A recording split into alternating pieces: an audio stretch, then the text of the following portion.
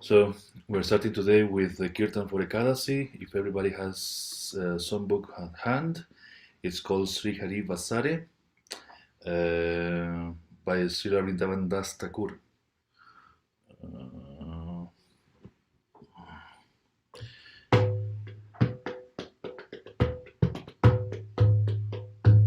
Sri Hari Vasare Hari Kirtana Vidana Nritya Ramila Prabhu Jagatera Prana Sri Hari Vasare Hari Kirtana Vidana Nitya Ramila Prabhu Jagatera Prana Punyavanta Shiva Sangare Shubha Rama Utila Kirtana Dhani Gopala Govinda Mridanga Mandira Bhaje Shankakara Thala Sankirtana Sange Sabha Hoilani Shala Brahmanda Vedhilo Dhvani Puriya Akasha Chodikera Mangala Jaya Sabanasha Ushakala Hoite Nityakare Vishwambara Jutta Jutta Hoilo Jato Gayana Sundara Srivasa Pandita Hoila Eka Sampradaya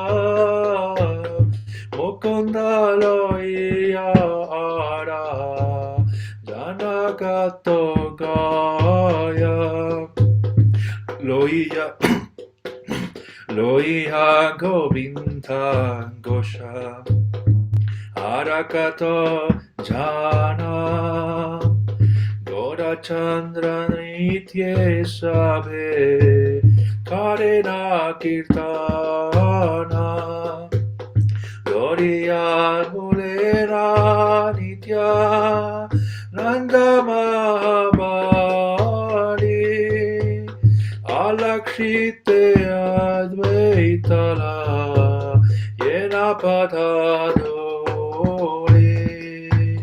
Gadadhara Jato Sajala Nayane Anande Vimala Hoilo Prabhuha Kirtane Jakona Odhanda Nache Prabhu Vishwambara Prithvi Kampita Hoya Sabe Payanara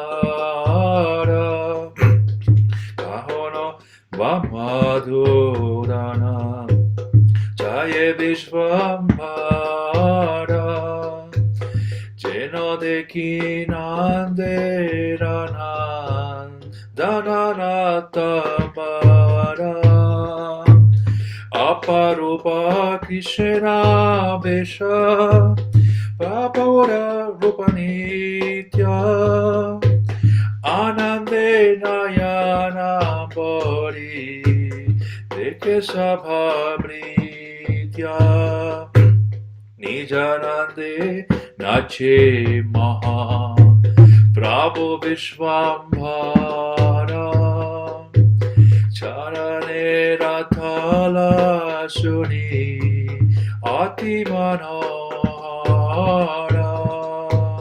Baba Bare Mala Nahi Rahaye Galaya Chindiya Padaye Giya Bhakti Akatera paya Chaturdikhe Shri Hari Mangal Sankirtana Majnache Jagannātha Mishriranandana Jaranamanande Shiva Vasaranaja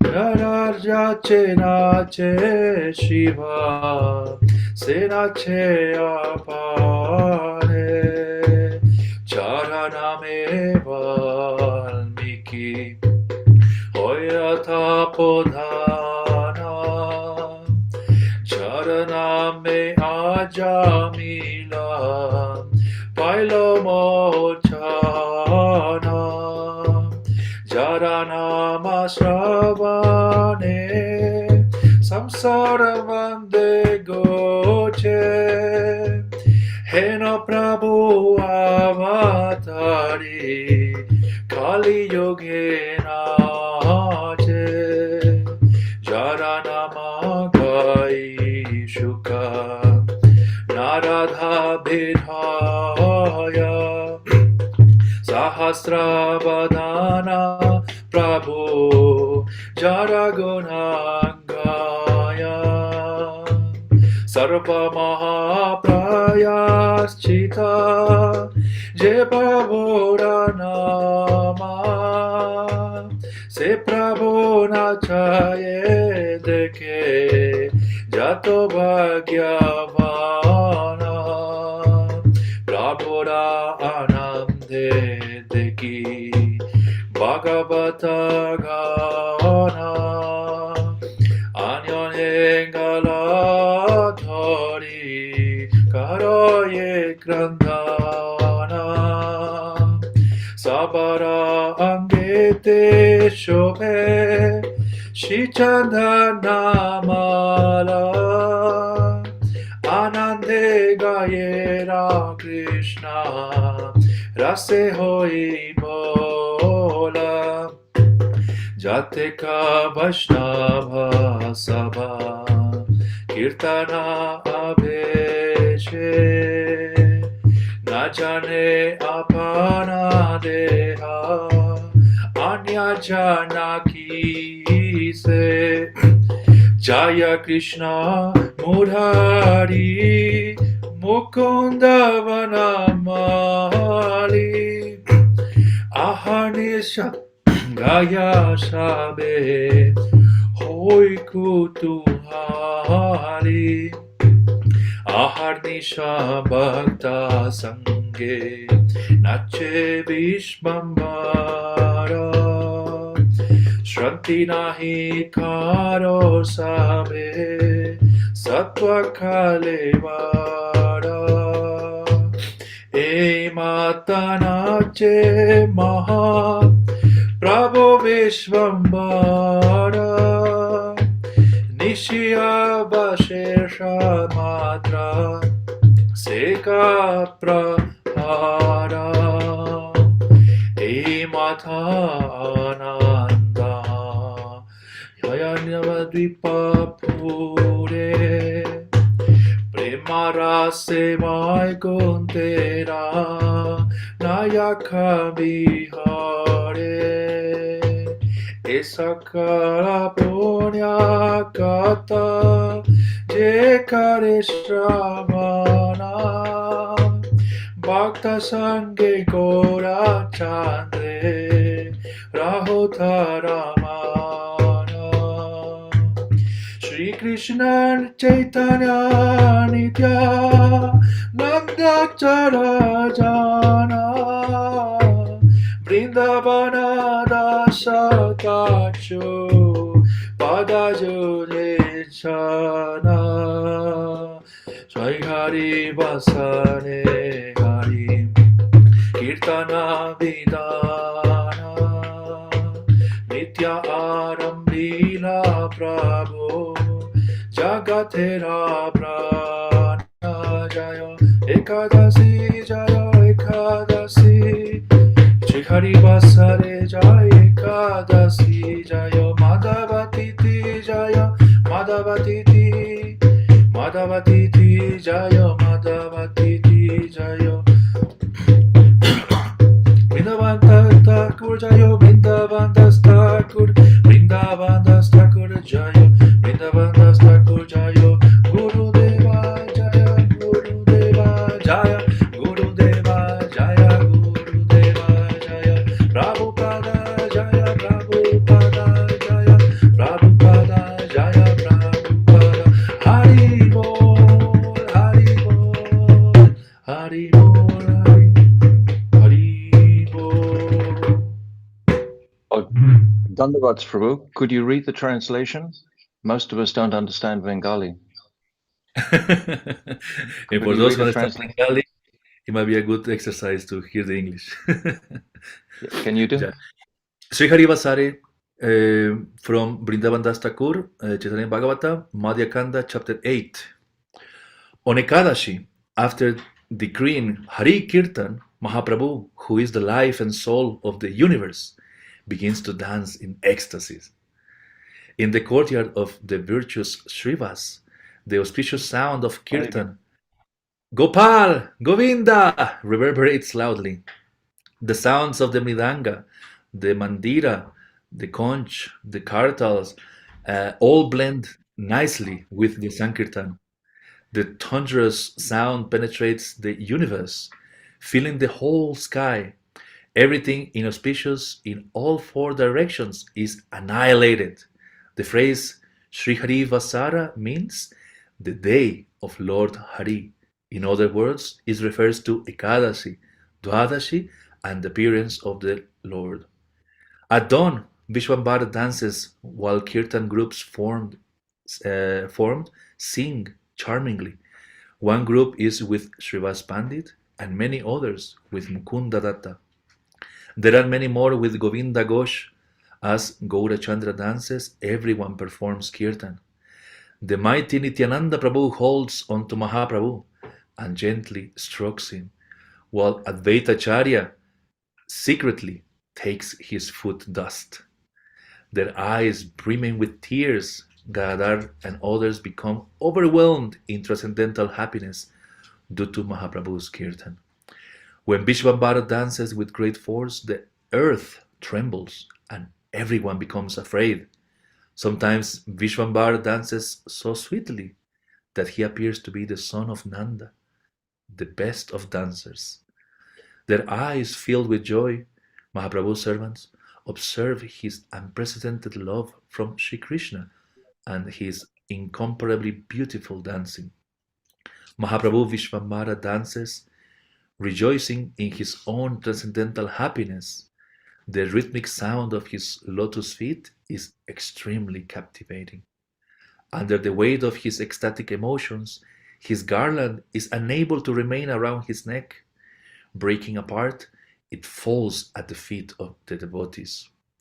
The auspiciousness of Sri Harinam Sankirtan spreads in all four directions as the son of Jagannath Mishra dances in the midst of his devotees. Absorbed in the bliss of Sri Hari's name, Shiva becomes oblivious to his own clothing. He whose glories impel Shiva to dance in ecstasy also dances himself.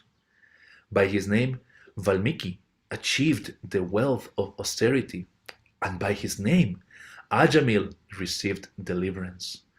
By hearing his name, the binding of the material world is destroyed. That Lord, having descended, dances in the age of Kali. His name is chanted by Shukadeva Goswami and Narada Muni as they wander about. His glories are sung by the Lord of innumerable mouths, Sri Anantadeva. His name constitutes the highest form of atonement. That Lord dances while those who are supremely fortunate look on. Seeing Mahaprabhu's transcendental bliss, the associates of the Lord embrace each other and weep. Sandal paste and garlands grace everyone's bodies. They sing in great bliss, forgetting their own selves due to immersion in Krishna Ras. Entranced in Kirtan, all the Vaishnavas lose complete sense of their own bodies and of everyone around them. Delighted, everyone sings day and night, Jai Krishna, Murari, Mukunda, Vanamali. Day and night, Vishwambara dances with the devotees, but they never become fatigued because their bodies are fully transcendental. In such a manner, Mahaprabhu Vishwambara dances the entire night, except for one prahar, during which he sleeps. In this way, transcendental happiness arises in the land of Navadvīpa as the hero of Vaikuntha sports in Prema Ras. Gaurachandra and his associates remain in the hearts of those who hear this entire auspicious description. Vrindavan Das offers this song at the lotus feet of Sri Krishna Chaitanya and the moon-like Nityananda Prabhu. Jai. It's amazing how there is no condition for this particular song, that you have to do this a particular hour or facing this direction or after chanting these many other mantras. You hear this, you get all the benefit. Haribol. Very nice. Thank you, Prabhu. Jai. Okay, we're a little bit behind, but Jaidvani, should I do the Jaidvani Maharaj? Yeah, you can do. Okay. Jai Shri Guru Gauranga Gandhavika Giridhari Radha Binobihari Ji Ki Jai Om Vishnu Pada Stotra Sata Shri Srimad Bhaktivedanta Banga Swami Maharaj Ki Jai Nitya Lila Pravishta Om Vishnu Pada Stotra Sata Shri Srimad Bhaktivedanta Naranga Swami Maharaj Ki Jai Nitya Lila Pravishta Om Vishnu Pada Stotra Sata Shri Srimad Bhaktivedanta Vamanga Swami Maharaj Ki Jai Srila Bhaktivedanta Swami Prabhupada Ki Jai Srila Bhakti Pragyan Keshav Goswami Maharaj Ki Jai Srila Bhakti Siddhanta Saraswati Goswami Prabhupada Ki Jai Srila Gaur Das Bābājī Maharaj Ki Jai Srila Satchitananda Bhaktivinoda Thakur Ki Jai Śrī Jagannātha Das Bābājī Maharaj Ki Jai Srila Baladev Vidyabhushan Prabhu Ki Jai Srila Vishwanath Chakravarti Thakur Ki Jai Srila Narottam Srinivas Shivananda Prabhu Troy Ki Jai Srila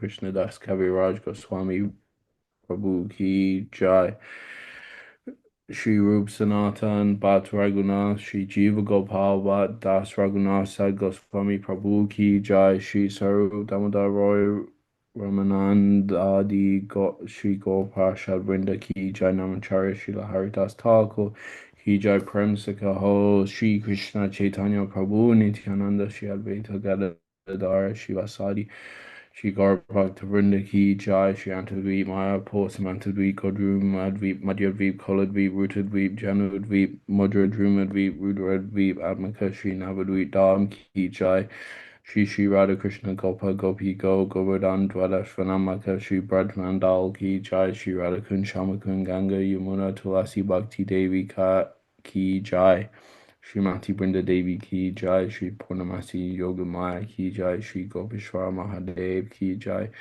Shri Jagannath Baladev Subhadra Sudarshan Chakraju Ki Jai Charidam Ki Jai Chari Sampradaya Ki Jai Characharya Ki Jai Shri Chaitanya Mat Ki Jai Shri Shri Keshavji Gaudiya Mat Ki Jai Srimad Bhagavatam Ki Jai Shri Harinam Sankirtan Ki Jai Ananti Koti Vaishnava Vrinda Ki Jai Samādhī Gata Bhakta Vrinda Ki Jai Shri Nitayā-ghāta Hari Hari Bol.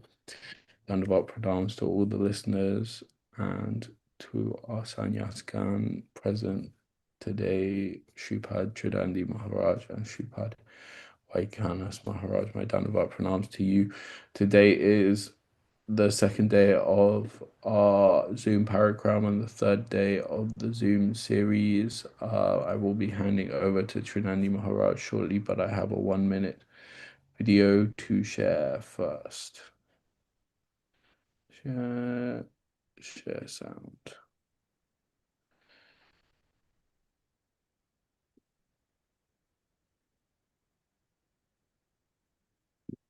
Shri Chaitanya Mahaprabhu ji का मनोभीष्ट क्या है?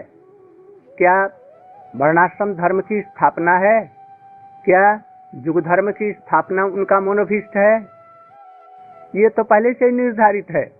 और महाप्रभु या कृष्णचंद्र जी नहीं आएंगे तभी युग धर्म प्रवर्तन महाविष्णु के द्वारा होगा, धर्म की प्रतिष्ठा भी होगी। अद्वैताचार्य महाप्रभु जी को बुलाया, कृष्ण को बुलाया। ये क्या चैतन्य महाप्रभु का मनोभीष्ट है? किस लिए कृष्ण चैतन्य महाप्रभु के रूप में पधारे? यह बात चैतन्य महाप्रभु का मनोभीष्ट है। मनोभीष्ट माने क्या? किसी के मन में कोई अभिलाषा खास हो जिसको कोई नहीं जानता उसके हृदय के अतिरिक्त, तब तो वो मनोभीष्ट है। ये सब चीजें तो पहले से लोग जानते हैं, धर्म प्रतिष्ठा इत्यादि। ये सब महाप्रभु जी का मनोभीष्ट नहीं है। महाप्रभु जी का मनोभीष्ट क्या है? परम करुण कृष्ण परम करुण करुण करुण এই দুই हेतु तार इच्छा उद्गम प्रेम रस निर्यास आस्वादन रागमार्ग भक्ति करते प्रचारण। ये महाप्रभु जी का मनोभीष्ट है। रागमार्ग का प्रवर्तन नहीं कर सके कृष्ण लीला में, कृष्ण लीला में उनकी इच्छाएं पूरी नहीं हुई। ये सब चीजें हरे कृष्णा हरे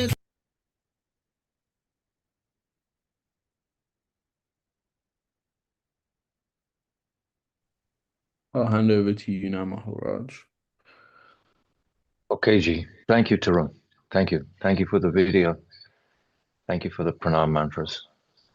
And thank Prabhu for a wonderful kirtan also. It's very wonderful. Translation was beautiful too. Most of us don't understand Bengali, so it's always nice to have the translation. You can hear me clearly? Okay, okay. 2 thumbs up. Agyan timirandasya gyananjala shalakaya chakshu unmilitam jena tasmaya Śrī Gurave namaha. Gurave Gaurachandraya Radhikaya Dadaliye Krishnaya Krishna Bhaktaya Tadabhaktaya Namo Namaha.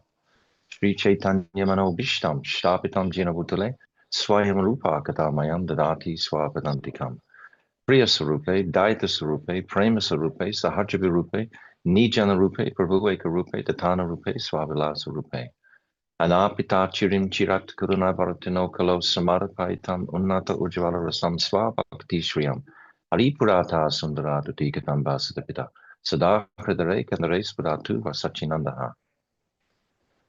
Yam Prabhajantamana Petyam Apeti Krityam Dvaipaino Viraha Katara Ajuhava Putreti Tam Matayotarava Vinidustam Sarvabhutam Hridim Munimanatoshmi Bhaktya Vihina Aparara Lakshay Shiptascha Karmadi Tarangamadye Kripa Mayitvam Sharanam Prapana Brinde Namaste Charanarvindam Bhajami Radham Aravindanetram Smarami Radham Madhurashmitasyam Vadami Radham Karuna Bharadram Tato Mamanasti Katina Kapi Tavaivasmi Najivami Tvaivina Iti Vignaya Radhe Tvam Naimam Chanantikam.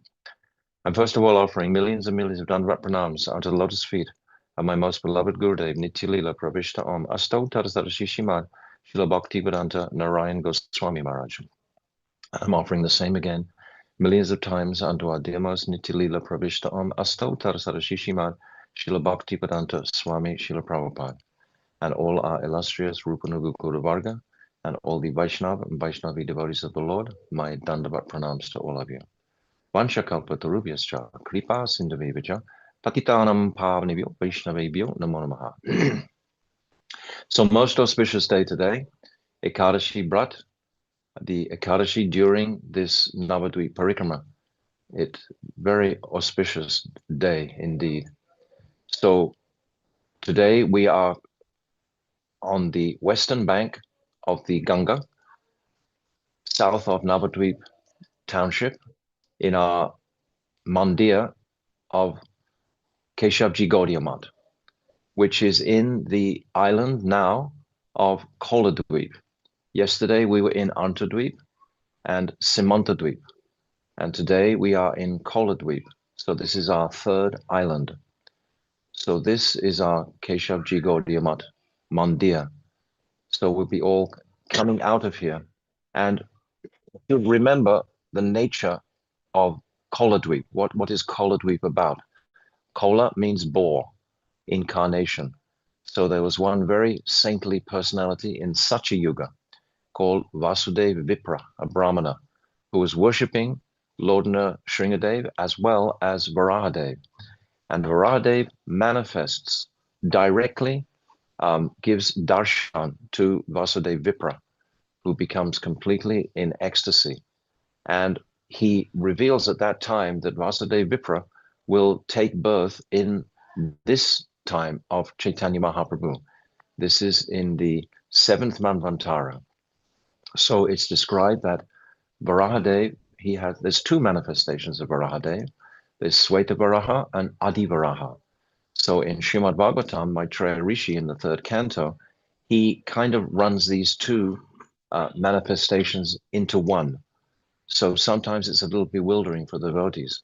But the first Varahadev is Sweta Varaha. This is the one that's on the screen at the moment. This is Sweta Varaha. And he manifests when Lord Brahma, he is not satisfied with the progress of the population of the planets that he's manifested. So he is in a despondent mood, and from his heart manifests Swayambhuva Manu and his wife Satarupa, a very effulgent couple. This is the first Manus in this kalpa that we're in now. But Garbhodakshay, Bhumi Devi, Mother Earth, is at the bottom of the Garbhodak ocean at that time. So Swayambhuva Manu cannot begin to populate the earth. So then from the nostril of Lord Brahma manifests Varahadev. This is the first Varahadev, Sweta Varahadev. And Sweta Varahadev lifts the earth from the Garbhodak ocean and places it in its orbit so that Swayambhuva Manu can begin to populate the earth. And the second Varahadev manifests in the 6th Manvantara. What I've just described was in the first Manvantara, was in the first day of Lord Brahma, was the Sweta. And then in the 6th Chatush Manvantara manifests the Adivaraha, who is this reddish or blackish form of Varahadev. And he also picks the earth again out of the Garbhodak ocean. This time the earth has been submerged by the atrocities of Hiranyaksha, who's described, mined all the gold out of the planet and offset its balance, its very delicate balance in the atmosphere. So it plunged into the bottom of the Garbhodak ocean. So this Varahadev, Adi Varahadev, he fights with Hiranyaksha. And this Varahadev has a beautiful history because it was originally manifested by Kapila Muni, manifested this beautiful form of this deity. And he was worshipping so nicely that Indradev from the Swagaloka came and requested that he can do that worship in Swagaloka. So Kapila Muni agrees, and Indra for many years he worships that Varahadev in Swagaloka. But then Ravan, when he invades Indra's realm in Swagaloka, he takes that deity back to Lanka in this world. And then when Ram invades Lanka, he takes that deity to Ayodhya. And then when Satrughna, he comes to liberate Mathura from Lavanasura, he requests that he can bring this Adivaraha with him. Most auspicious deity, most auspicious history. So Ram gives him that deity, and that is today situated in Mathura. When we go to Mathura, we can see this beautiful Adivaraha Dev, and right next to it in Dwagadish Mandir, right in the street next to it, is Sweta Varaha. So these two Varahas are there for us to appreciate in this island of Koladvīpa. And Varahadev is glorified in our temples there.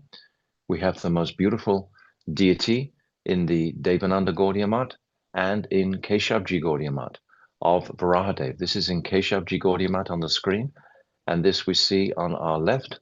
Oh, it's gone again. On our left, you don't have time. Just a second. Put it on again. Yes, on the left, you can open your screen and you can see this beautiful deity of Varahadev there. And Varahadev is being celebrated because this is where he appeared.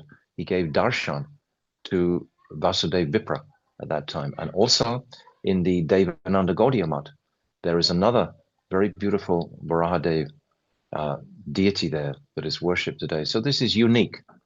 So this is reminding us of this no, that's Keshavji Gaudiya Math. That's in Mathura. That's not in Devananda Gaudiya Math. Or that's the deities in Devananda Gaudiya Math, but not Varahadev. Yes, so there is Varahadev.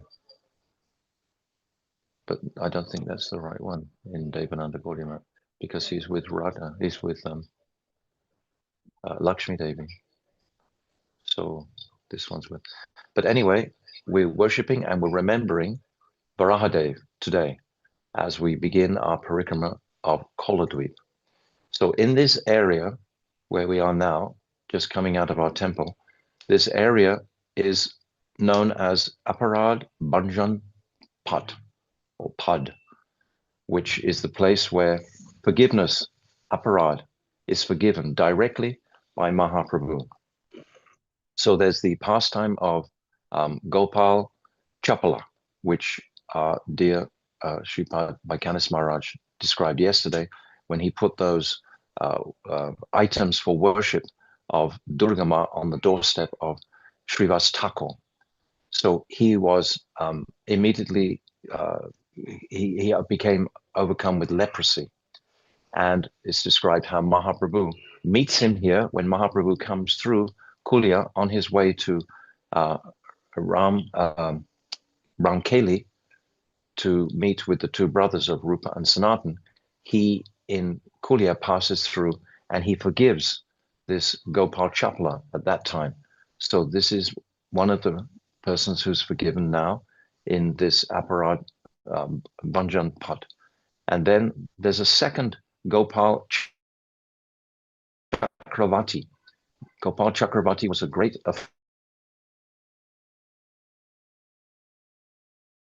offender of Haridas Thakur, court of Hiranyamajumda and Govardhamajumda in the house of Raghunath Das. And there was an assembly there. Balaram was, Acharya Balaram was there. And Haridas Thakur was describing the glories of the holy name. And he was saying that one can attain all fortune, including liberation, etc., by chanting the holy name. Gopal Chakravarti, who was actually a tax collector, was in that assembly, and he objected very strongly in front of the whole assembly that this can't be right, that you can. He was a Gyani Bhakta, or not a Gyani Bhakta, just a Gyani, and he was desiring to attain liberation, and he was performing many austerities to obtain liberation. And when he heard that the holy name could give liberation, he didn't believe it because it seemed so simple just to chant and get liberation. And he confronts Haridas and he says that if this is true, then my nose will drop off. But if it's not true, your nose will drop off. It was a very abrupt, harsh statement that he made in that whole assembly. And everyone became most disturbed and they all left. Haridas Thakur immediately forgave that offender himself and left. But that offender, Gopal Chakravarti, he immediately got leprosy, and his beautiful nose, he had a very beautiful face, etc. His nose immediately melted away with leprosy. But then some years later, it wasn't straight away, some years he had to suffer for that aparad. Then Chaitanya Mahaprabhu, he came to Chaitanya Mahaprabhu. Mahaprabhu was walking on the bank of the Ganga, and he beseeched him, please, how can I be cured from this offense? He was feeling remorse because he understood the greatness of Haridas Thakur. That was why he was suffering the leprosy. So he'd understood. So by the power of regret and remorse, he was purified sufficiently for Mahaprabhu to forgive him. And again, his leprosy went away, and within a short time, his features, his nose, etc., came back again. But this is a very beautiful pastime of the mercy and compassionate nature of Mahaprabhu in this place of Aparad Bhajan Pad. And also there's the pastime where Devananda Pandit was a very erudite Bhagavatam scholar, and he was speaking on Bhagavatam to his students. And Srivas Thakur was walking in the street and heard the beautiful verses from the 10th canto and entered that assembly. But then he went into a state of ecstasy and was rolling on the ground, weeping. And the students and Devananda couldn't understand his state of consciousness at all. So Devananda allowed his students just to carry Srivas Thakur out into the street. In other words, they threw him out of the assembly for exhibiting these anubhavs, these sattvika bhavs in the assembly. And for this offense, Devananda was really cursed by Mahaprabhu. Mahaprabhu heard this and became so angry. He said he will never ever realize the truths of the Bhagavatam. He doesn't know the truths of the Bhagavatam. And Devananda was suffering, many years suffering, as a result of allowing that offense to take place in front of him. But then by great fortune, Devananda, he knew Pundarik Vidyanidhi. He also knows Vakrashra Pandit. And with the association of these two personalities, he was able to understand the supreme position of Mahaprabhu.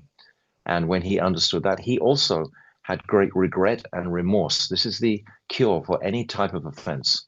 This is what we have to understand, that this aparad, this forgiveness of the aparad is actually only manifesting because of the offender's remorse and regret. That will be the cure. If we don't regret what we've done, then how can we be forgiven? It's like we're in this material world, and if we start to be regretful of how long we've turned away from Krishna, genuinely, then some remorse will set in the heart, and then great intense purification will take place. And also, so Mahaprabhu met him when he came to Kulia again in that time, and Devananda was begging forgiveness. Now he understood the nature of Mahaprabhu, who he was. And Mahaprabhu told him that you must go to Srivas Thakur. He's the person that you've offended. And of course, Srivas Thakur forgave him immediately. And Devananda regained his connection with the Lord through the Srimad Bhagavatam by the forgiveness of Mahaprabhu at that time. And also, when Mahaprabhu was coming through here on his way north, as I've just described, this was before his South Indian tour, and he stayed at the house of one devotee, Madhava Das. And when he was staying there, all those students who had offended Mahaprabhu greatly, when Mahaprabhu, before he took sannyas, he was chanting Gopi, Gopi, Gopi. And these students, they were smarta Brahmins, and they were saying to him, why are you chanting Gopi, Gopi? Why don't you chant Hare Krishna? What is this Gopi? And they became very antagonistic towards Mahaprabhu. It was for this reason, or the external reason, that Mahaprabhu decided to take sannyas at that time, because he wasn't looking to incite envy by his teachings, but to bring the conditioned jivas to a platform of understanding the highest truth of Braja Prem. So when the students were, and professors also, there was thousands of them, and they all were conspiring against Mahaprabhu. But when he returned to Kulia at this time, years later, then they realized their error, and they came again, repentant and forgiving, and begging forgiveness from Mahaprabhu, who was staying there in Kulia. So again, Mahaprabhu, he forgave all of those students and all those professors at that time. So all this collection of people that Mahaprabhu forgives, this is why this has the title of Aparad Bhanjan Pat. So now we're walking, making our way through the township of Navadvīpa. We have about perhaps 1.5 miles, 2 miles to go through the township of Navadvīpa with uproarious kirtan. And we come to the center of Navadvīpa today, which is called Prauḍhāmāyā. And in Prauḍhāmāyā, there is a beautiful Ashwatha tree. And within that tree is the beautiful deity of Durgamā, or this is Yogamaya. The Vaishnavas see this deity as Yogamaya. And it's like a secretive place, yes, here. And we will do our Parikramā there, but we won't speak here. We move further out of the township into a huge playing field later on. But at this place of remembering Prauḍhāmāyā, and right next to her is Shivji, this beautiful Shiva Lingam, a very large Shiva Lingam is there. Actually, that Vriddha Shiva, which was the original consort of Prauḍhāmāyā, is now on the eastern bank. We discussed yesterday when we went to the Yog Pit. That Vriddha Shiva, the original Shiva Lingam, is on the other side of the river because of the movement of the Ganga. She separated the two of them, which is very intriguing to appreciate that the two, husband and wife, so to speak, because Prauḍhāmāyā, of course, is the wife, consort of Shivji. So Prauḍha means elderly. Prauḍha, elderly. This is Yogamaya and Mahamaya. This is both. It depends on our own vision. She has the propensity to serve Brajendranandan Shamsundar as his Yogamaya potency and to enter the hearts of the practicing Vaishnavas to inspire them towards their seva and worship of Brajendranandan Shamsundar. Or she has the power to throw and cover. These two potencies she has. This is Prakshekatmika and Avaranatmika. Avaranatmika. Avaranatmika is the covering potency, and Prakshekatmika is the throwing. So she throws the jivas into this material illusion, and then she covers them with these material bodies, and they think that their identity is that material body. So she has this potency, Mahamaya. So these two Shaktis, one we can say Yogamaya is under the directly Sri Radhika herself, and she is fulfilling Krishna's innermost desires, and Mahamaya, which is also fulfilling Krishna's desires. Krishna ultimately wants to manifest a prison house. Durga means prison house of the material world for those jivas manifesting from the Tatashta who don't have any potency to serve the Lord at that time. The jivas are residing in the Brahmajyoti. They're manifested by the Sandhini Shakti, Lord Brahma. And they are in that Brahmajyoti condition of neutrality. But there comes a point in their existence that they are given a choice between serving Krishna and being like Krishna in the material world.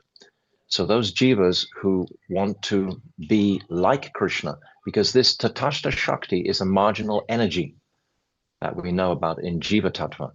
So there is those jivas who remember Krishna at that time because of some fortune of Bal Shakti.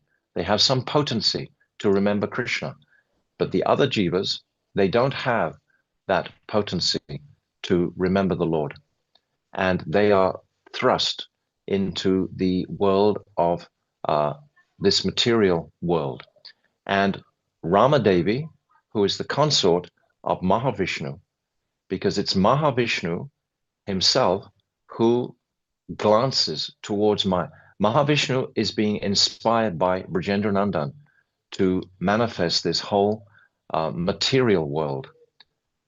Krishna, he wants this material world to purify the wayward jivas. So he is inspired, and then he has to glance at Mayadevi. Ramadevi, she is the embodiment, his consort is the embodiment of that glance. And it's Shambhu, the Shivji, Sadashiva manifests as Shambhu at this time. Shivji has four aspects. He's Gopeshwar Mahadev in Goloka Vrindavan, and he's Sadashiva in the spiritual world in Kailash, his eternal form, Sadashiva, and he's also Shambhu, and he's going to perform the great service of carrying this potency, this glance into the material world, which is at that time, the material world, we call it the pradhan. It has unmanifest nature. It's exactly like the womb of a mother that has not been impregnated. All the ingredients are there to form a child, an embryo. But until the seed manifests, it's in an unconglomerate form. So this pradhan is exactly like that. So this seed that Mahavishnu has originated, this desire comes within this light, this jyoti, this light is coming. And Shambhu, he's empowered to carry this light into the womb of his wife, ultimately, who is Durgama, who is Mahamaya. So this is why we're discussing this point, because we're at the place of Prauḍhāmāyā, and we're understanding Maya Devi in two natures, the Yoga Maya and the Mahamaya. So this Mahamaya is impregnated by Shambhu. Shambhu carries that glance, and the seed within that glance that he carries consists of all the jivas and the time factor. So when that time factor agitates the pradhan, the unconglomerate nature, then it manifests the prakriti. Then the prakriti is born from that union. Prakriti is all the material energy. So the seed has come in from Shambhu. He's brought that seed from Mahavishnu's glance. He's carrying that glance. So this is the service of Shambhu.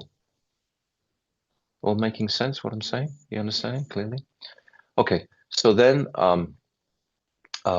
it's described that time factor that Shambhu is carrying within to the Adara Shakti, the womb of Durgama, that agitates the energy, and the Mahatattva manifests from there. Then all the Panchabhutas, the 5 elements, they manifest from that union, and then the whole of the material creation takes place according to the desire of Mahavishnu, who was inspired by the desire of Lord Narayan, who was inspired by the desire ultimately of Brajendrananda and Shamsundar. So this is like the line where it's coming through. So they're both completely integrated, Mahamaya and Shambhu, very much so. So we have these two personalities residing together, as we're looking on now at Durgama or Yogamaya, depending on our understanding. You will see this deity of Prauḍhāmāyā as Mahamaya, if it's your desire to increase your material entrapment. But we'll see her as Yogamaya if it's our desire to be liberated from this material illusory world. And Shambhu, he will keep those wayward jivas covered to desire to attain either material liberation or to attain various material wealth, etc. So Mahamaya is worshipped greatly by the general populace. This Durga Puja is the biggest Durga Puja in the world that takes place on what's it called? Durga. No. Durga Puja. The Durga Puja that takes place in Navadvīpa is the biggest Durga Puja in the world. And it attracts actually more people than our Gaur-Pranim does, ultimately. There are so many temples suddenly erected of these beautiful bamboo structures with pandals, yes, constructed beautifully, to worship Mahamaya. This is Durga Devi. They're all worshipping Durga Devi. She is the maidservant of Yogamaya. She is the Shakti. She is the maidservant. So it's described in Jivadhamma very beautifully. I'd just like to point out here that those jivas are in a state, in a beginningless state, previously in the Brahmajyoti, in the Tatashta region. And that according to their desire, this karma, it's born in that region. So this is why we say, I can read you this little part here from Jayavadana because it spells it out very, very clearly. So Bhajanath is asking Bābājī a question about, he says, you said that karma is beginningless. I think it's very helpful for us to appreciate this paragraph. This is from chapter 16 in Jayavadana, and I just want to read it.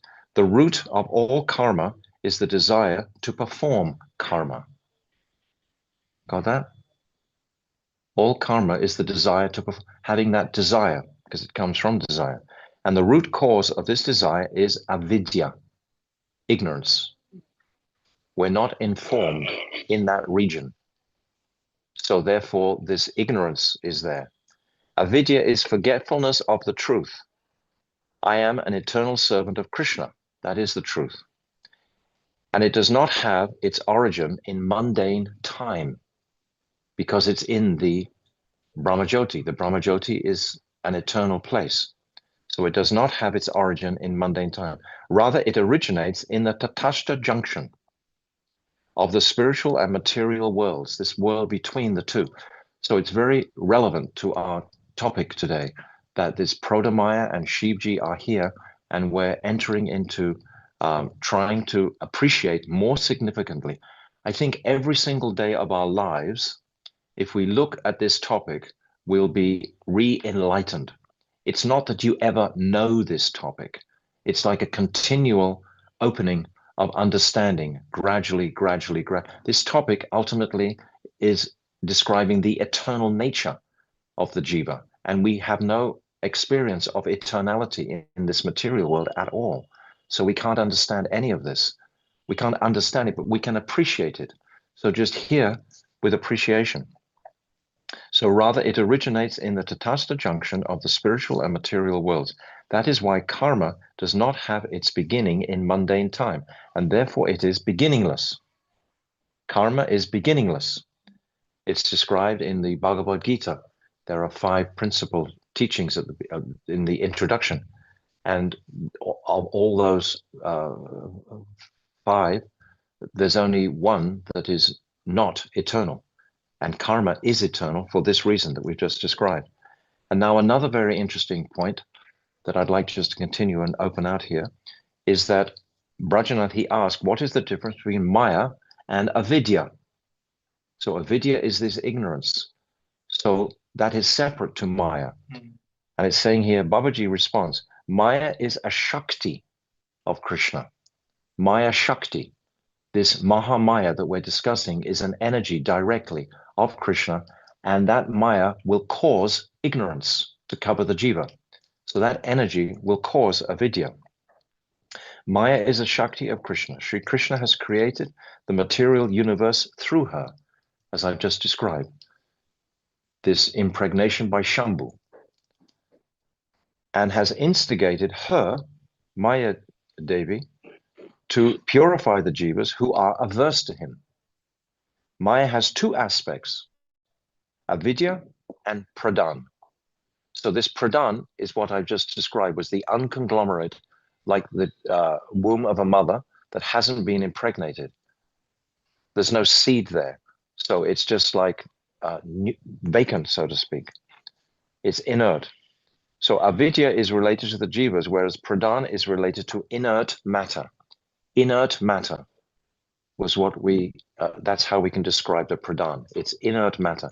That has been impregnated by Shambhu carrying that seed into the Shakti, into the Adara Shakti, it's called. There are 2 other divisions of Maya, namely Vidya, knowledge, and Avidya, forgetfulness, both of which are related to the jiva. So Avidya binds the jiva, whereas Vidya liberates him. And in this stage of Vidya, this is when the jiva will take shelter of Yogamaya. So it's this Yogamaya potency that the sadhak is wanting to connect with once he loses his aversion for Krishna and begins to appreciate the beauty and speciality of Krishna and the reality of his predicament his condition in this material world, then Yogamaya will support him in so many ways, the sadhak at that time. So in Mahaprabhu's time, in Gaura Lila, who is Yogamaya? Yogamaya is Sita Thakurani, the wife consort of Advaita Acharya. Advaita Acharya is Mahavishnu himself and Sadashiva. So Sita Thakurani has that same potency as Yogamaya in Mahaprabhu's Lila. And in Vrindavan, she is Purnamasi. Purnamasi holds that post of Yogamaya. Purnamasi performs so many remarkable pastimes in Vrindavan. She arranges for all of Krishna's desires to be fulfilled completely. And ultimately, we understand that Yogamaya is manifesting from Sri Radhika.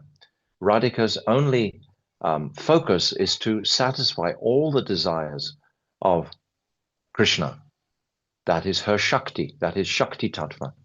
So everything that Krishna is wanting, Radha will fulfill that desire. And in Dwarka, she's Subhadra. It's sometimes described that when Krishna is taken, Matharesh Krishna is taken across the river to Gokul, to merge into the body of Brajendranandan or Yashodanandan Krishna, that's born from Yashoda's womb directly. That manifestation from Mathura, we've described just previously, was carried across the river, and Vasudeva, he places the child on the bed, and that child merges into the body of Brajendranandan. So that's the Aishwarya or Matharesh Krishna, and picks up a daughter. That daughter is called Ekananksi. That's the name of that daughter. Sometimes people say she's Subhadra, but actually that's not correct. Subhadra is born in Mathura from Devaki and Vasudeva, and after Krishna. And she goes to Dwarka, and she's the presiding Yogamaya manifestation in Dwarka, is Subhadra. So all of these understandings are very sweet to appreciate at this point, while we're sitting in front of Prauḍhāmāyā, elderly Maya. And that manifestation of Ekananksi, when she comes back and Kamsa tries to kill her, is described. Then she manifests as Bhadrakali, or as Chandi, or as Ambika. Many different names of her manifest in the world as Mahamaya. She's also Yogamaya. So these topics are not easy to, we're actually impossible to understand, but we can hear them and become familiar with them gradually over a period of time, become more and more familiar with them, so that we start to put all these pieces together to have a clear picture or appreciation of how this material world has manifested from these two Shaktis. So we see there's beautiful pastimes described about Yogamaya acting in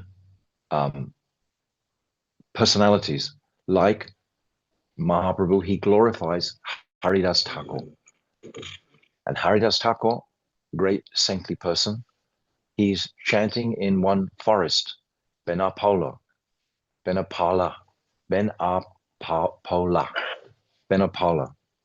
how you say it? Benapola. It's a forest in Bengal.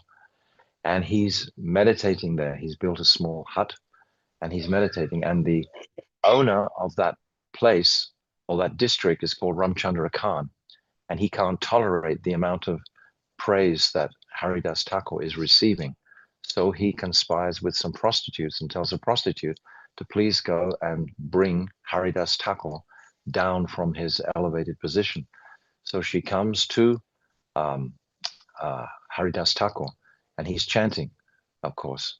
And she demonstrates, she reveals herself very luridly, lustily to him, and says he's such a beautiful young man, please have union with her. And Haridas says, surely I will fulfill your desire, but first I have to complete my rounds. You sit down quietly and let me finish my rounds. So he's chanting, and that prostitute, she becomes restless when the morning comes and she leaves. And then she comes back again the next day, and Haridas Thakur says the same thing the next day. And on the third day, after she's heard Haridas Thakur chanting all night, because she's sitting there very patiently at the doorway, hoping to fulfill the desires that this Ramchandra Khan has tried to convince her to do, to bring him down. Then on the third day, she becomes really listening to the Mahamantra, and Tulsi Devi is there beside. And at the end of the third night, then she begs forgiveness of Haridas Thakur. And Haridas Thakur, of course, forgives her immediately. And she begs, how can I become your disciple? And she's heard this holy name, this power. And this Mahamaya cannot stand in the same place as Mahamaya. When this Yogamaya, this potency, spiritual pure potency of Haridas Thakur, purifies that Mahamaya. So in this way, this prostitute becomes completely purified, and she requests Haridas Thakur, how can I perfect my life? And he tells her to go back to her place and distribute all her wealth, whatever she has, and come back to the cottage. And he leaves that cottage and leaves that cottage for her just to chant with the Tulsi plant. So that's one instance of Haridas Thakur completely overcoming Mahamaya. But there's even a more sensational occasion when Haridas Thakur, he's meditating. He lives in Fulia, which is close to Shantipur, near Advaita Acharya. And he's living in the hollow of a tree. It's very cool and it's protective. And he's living in that hollow of a tree in a very renounced way. And it's described in the Chaitanya Charitamrita, or one beautiful moonlight night. Mahaprabhu himself is describing both of these pastimes in connection with Haridas Thakur in the third chapter of the Antya Lila in Chaitanya Charitamrita. And then a very beautiful moonlight night. And Maya Devi herself this time comes and approaches Haridas Thakur for union. And it's described in the commentary that even the most sober scholar would be influenced by the provocative moods and way that Mahamaya is acting in front of Haridas Thakur. But because Haridas Thakur has taken absolute shelter of the holy name, so this teaching constantly that if we take this shelter of the holy name, then we will be protected from this Mahamaya. Mahamaya cannot be overcome. We have this beautiful verse in the Bhagavad Gita, Daivi Esha Guna Mayi, Maya Daratyaya. What's that verse altogether? Just forgotten it. Mam evaye prapadyanti, mayam evam tarantite. That this Maya is very difficult to overcome, but Haridas Thakur is demonstrating by the taking shelter of the holy name. And again, it's 3 nights in a row that Haridas Thakur is requesting Mahamaya just to sit patiently while he completes his rounds. And on the third night again, Mahamaya herself, she begs for initiation from Haridas Thakur. So this is demonstrating the potency of Yogamaya over Mahamaya. Directly we can see this beautiful example. And then we also see, of course, Yogamaya, her potency in Krishna Lila, when Mother Yashoda wants to bind child Krishna to the mortar, then Yogamaya immediately steps in, because Krishna has 2 desires that he wants to fulfill. And Yogamaya is only there to satisfy Krishna's desires. Krishna desires to play with his cowherd boyfriends and to steal milk and butter today. That's his desire. So Yogamaya immediately has to act to fulfill his desires. So she doesn't allow the rope to bind him. And it's always 2 fingers short. So this whole Dambandha Lila is when Mother Yashoda becomes bewildered by this energy. This energy is Yogamaya. It's not Mahamaya, because of her obvious attraction and complete Vatsalya Bhav for Krishna. This is all completely in the spiritual realm. So Yogamaya herself, Mother Yashoda herself, becomes covered by that Yogamaya. We also see in the pastimes of Chaitanya Mahaprabhu himself, when he was young Nimai, and after his brother Vishwarup has left this world, after his father, Vishwarup has gone to take sannyas, and his father Jagannath Mishra leaves this world, then there comes a time when Mahaprabhu comes to the house. He's in his house with his mother, and he requests her for a garland to go to the Ganga, to worship Mother Ganga, and some oil. And his mother, at that very moment, doesn't have a garland ready for him. And he goes into the most towering rage. It's a most remarkable pastime where he breaks everything in the house, just in one of these small houses, Bengali houses we see on the path. And all the shelves, all the food, all the hanging bags of herbs, etc., are all just ripped apart. Everything is smashed. The door is broken off. The windows are broken. Everything is broken and smashed in the house. And Mother Sachi is cowering in a corner in fear of her son's rage. And then he comes out into the courtyard of the house. And even then he's still enraged. And he picks up a stick and starts to beat a tree in the courtyard. And then finally he starts to beat the earth. Then finally he passes out. And then very quietly, Mother Sachi, she goes and gets a garland and gets the oil and comes back to her darling Nimai, who's lying there in the dust. And she wipes his face with a wet cloth and revives him and gives him a garland and gives him his oil and says, you please go to the Ganga now, perform your worship. But this is her potency. We think that Mother Yashoda was very tolerant of Krishna, but how tolerant is Mother Sachi of young Nimai? This is the extremity of tolerance that Mother Sachi demonstrates towards Nimai at this time. So we see these distinctions of these two. Of course, they are only one mother. Mother Yashoda is within the form of Mother Sachi. This is an eternal mother of the Lord. But we see these again, this is the demonstration of Yogamaya, fulfilling all of Mahaprabhu's desires. And then we also have when Sita, the wife of Shivji, she challenges Shivji. Why are you worshipping this Ram? He's just like a regular person lamenting for his Sita. Oh, Sati. I'm sorry, Sati. Sati, the wife of Shivji. So she questions, why is Ram worshipping Sita Devi, Ram, in such a way? And Shivji, he says, this is my worshipable deity.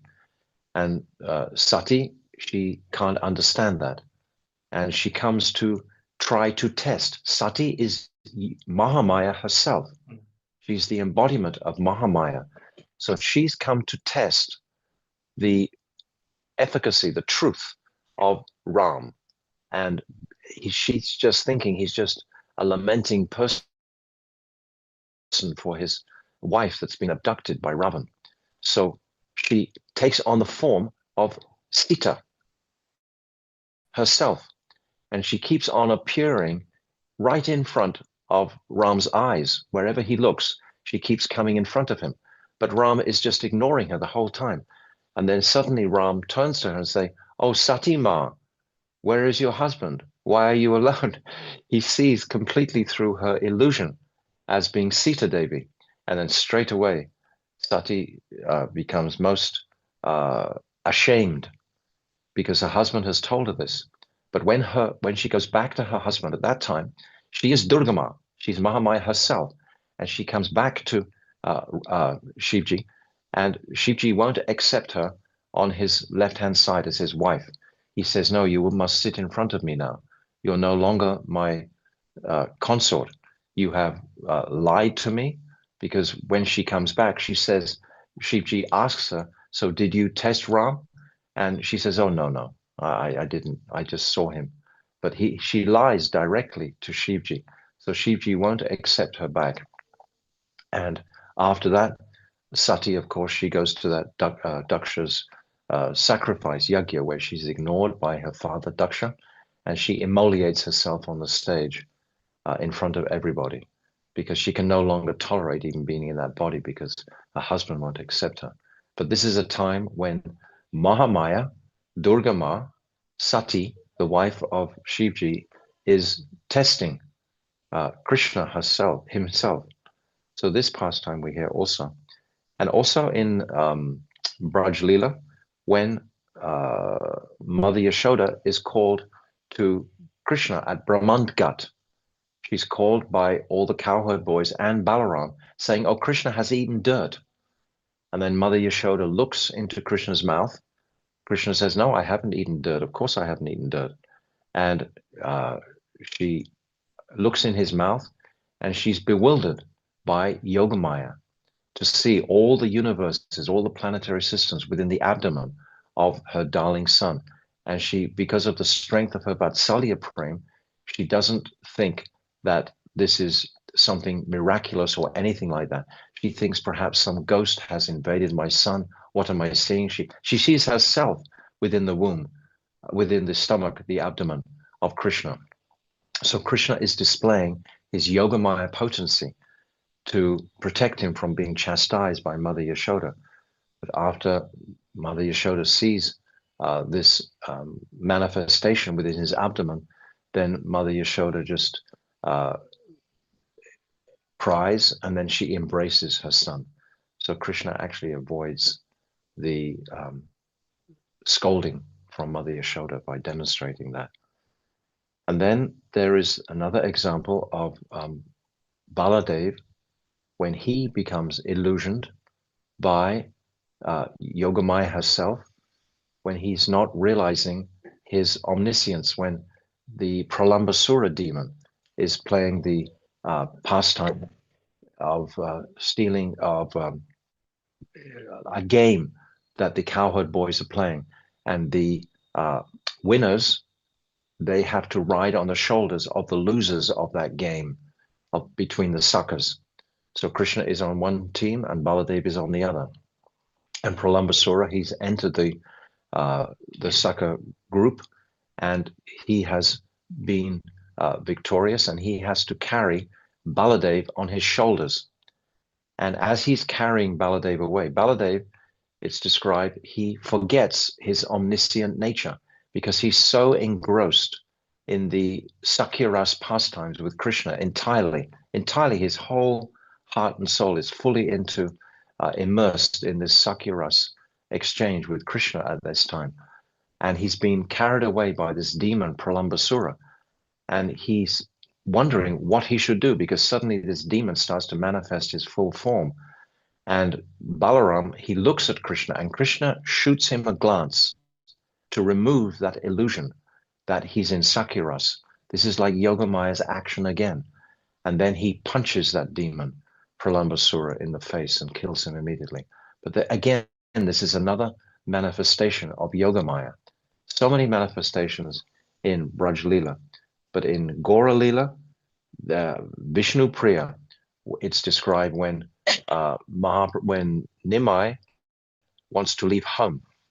And we have the beautiful pastime that our dear Bhakyanis Maharaj touched on yesterday when Kolabheshwar Sridhar, he comes at the very end and he offers this Loki and some milk. And he boils the two together and asks his mother to make this lucky preparation. And then he's being very, very nice to Vishnu Priya. Vishnu Priya is only 14 years old, young girl, young bride. And Vishnu Priya has just lost her nose ring in the Ganga that day. And she feels that's very inauspicious, and she stubbed her toe as well. So these two inauspicious happenings came to her that day, and she feels, she sort of heard on the wind that her husband might take sannyas. So now he's being so kind to her, he's giving her a garland, and he's speaking such nice words, and he's sharing this preparation with her, and she becomes determined to stay awake the whole night, and she won't let him escape. And it's described then that Mahaprabhu, Nimai, he employs his Yogamaya potency to make the eyelids of Vishnu Priya heavy like stones, that she is an example of Krishna, his desire, employing his desire. And we also see, of course, Yogamaya supporting Krishna's desires to have this Parakya Ras. Braj Prem, Braj Ras cannot manifest without the Parakya Bhav being revealed by the gopis, by the Krishna's own Shaktis, coming with Krishna, all the gopis. So again, Yogamaya has to arrange replicas for all of the gopis who come to Krishna. And it's described actually right at the very end of Gopal Champu, how all these replicas of Yogamaya take on forms. And at the very end of the Leela, then all these manifested Yogamaya forms come to Mother Yashoda and say, we are your daughter-in-laws. Actually, all of us, we're all married to Krishna. And there's millions of them. And also all the gopis, they also come. So it's a very crowded situation for Mother Yashoda with all her millions of daughter-in-laws. But this is again an example of Yogamaya.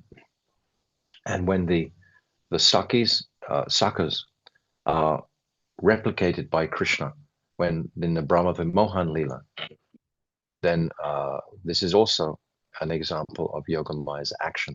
So every single example, oh my God, I've just realized it's time and I'm still haven't discussed Jagannath Das Bābājī. So I'll just conclude Yogamaya and Mahamaya, and I'm going to jump in 2 minutes to Jagannath Das Bābājī, where we're going to just visit his place now. So we're leaving Prauḍhāmāyā Ki Jai, and we're coming now to the kutīra of Jagannath Das Bābājī. And we remember his wonderful pastimes here. He was, we always understand his great age, etc. He was practically 140 years old, and he was residing here on the banks of the Ganga for many, many years with his servant Biharidas. And there's the famous story, which is always described, where his eyelids would droop over his eyes so he couldn't see. And a puppy, a dog, gave birth to many puppies, and Jagannath Das Bābājī wanted to feed the true residents of the dog, as he appreciated the dogs and the cows to be the true residents. So he would feed these puppies off his plate, and the disciples would try to take the puppies away, but he would feel their heads and he would only count 5 of them and know that they've taken 2 away. So he would demand that they bring the 2 back, otherwise he wouldn't eat, and he would allow them. But this mood, this completely detached mood of Jagannath Das Bābājī, so I haven't got really time to explain too much about this, but Jagannath Das Bābājī Maharaj Ki Jai, and we go to his beautiful kutīra there. And also we remember Gaur-Kishore Das Bābājī here in this island, and his original Samādhī was actually here in Koladvīpa, but it was carried across the river, as Vaikanis Maharaj explained yesterday, by Bhakti Pradhan Keshav Maharaj, to be beside the Samādhī of Srila Bhaktisiddhanta Saraswati. So Jagannath Gaur-Kishore Das Bābājī also we remember, and Vamsi Das Bābājī also we remember had his pastime place here. So all of these personalities were refreshing as we go along. So this topic of Yogamaya and Mahamaya is actually a large topic, and I've just touched on it a little bit, but I hope you can get something of the reverence and speciality of this island of Koladvīpa in reference to Prauḍhāmāyā and in reference to the boar incarnation of Varahadev, where we began this morning, and to Aparad Bhanjan Pad, of these forgiveness of these offenses. So these are the topics of today's Parikramā. And now Pujapad Shripad Vaikanis Maharaj is going to take us on the rest of the Parikramā, which goes to Nidayā-ghāta, this heartbreaking pastime where Nimai swims across the Ganga and leaves his bereaved mother and wife alone in Navadvīpa. So But I'll stop there. But Huh? before that, Maharaj, we're going to hear from Sriman Bipin Bihari Prabhu. No, Is that's it- afterwards. No, he's going to speak during Vaikanas Maharaj's talk on the okay. sampradayas. On the My bad. sampradayas. That'll be the next topic. My So bad. what do you say? I said my bad. My bad. You're bad. No, you're Yeah. not. No. But Sridhar Maharaj? you're, yeah. Sridhar Maharaj? Vaikanas Maharaj said for Vipin Prabhu to go first, and Okay. then he will continue with that straight after. Okay. Beautiful. Wonderful. Okay. Now I see So my I'm confusion. passing the baton over to Vipin Prabhu, and he will pass it on afterwards to Vaikanas Maharaj. So Thank you. Prauḍhāmāyā ki jai, Koladvīpa ki jai, Anantakota Vaishnava Vrinda ki jai, Go Premanandi, Hari Hari Bo, Vanshakapa Durvyascha, Kripa Sindhabevacha, Patitanam, Papanivyo, Vaishnava Namo. Thank you so much, Maharaj. I had some questions, but even ignoring that, there wasn't enough time for you to speak everything that you wanted to say. So thank you so much. Really wonderful today. I'll hand over to Bipin Bihari now. Hare Krishna. Gurave Gaurachandraya Shri Radhikaya Tadale Krishnaya Krishna Bhaktaya Tadbhaktaya Namo Namah. First of all, I offer my humble obeisances unto the divine lotus feet of my most worshipable spiritual master, Nityalila Pravishta Om Vishnupada Shtotra Shata Shri Srimad Shri Bhaktivedanta Shri Narayana Goswami Shri Guru Maharaj Ji, unto the divine lotus feet of the entire Upana Guru Parampara, then Param Pujnya Shripad Bhaktivedanta Shri Tirandi Maharaj Ji and Param Pujnya Shripad Bhaktivedanta Shri Vaikanas Maharaj Ji. I offer my humble obeisances to both of them and unto the lotus feet of all the Vaishnavas and Vaishnavis. Please accept my humble obeisances. Hare Krishna.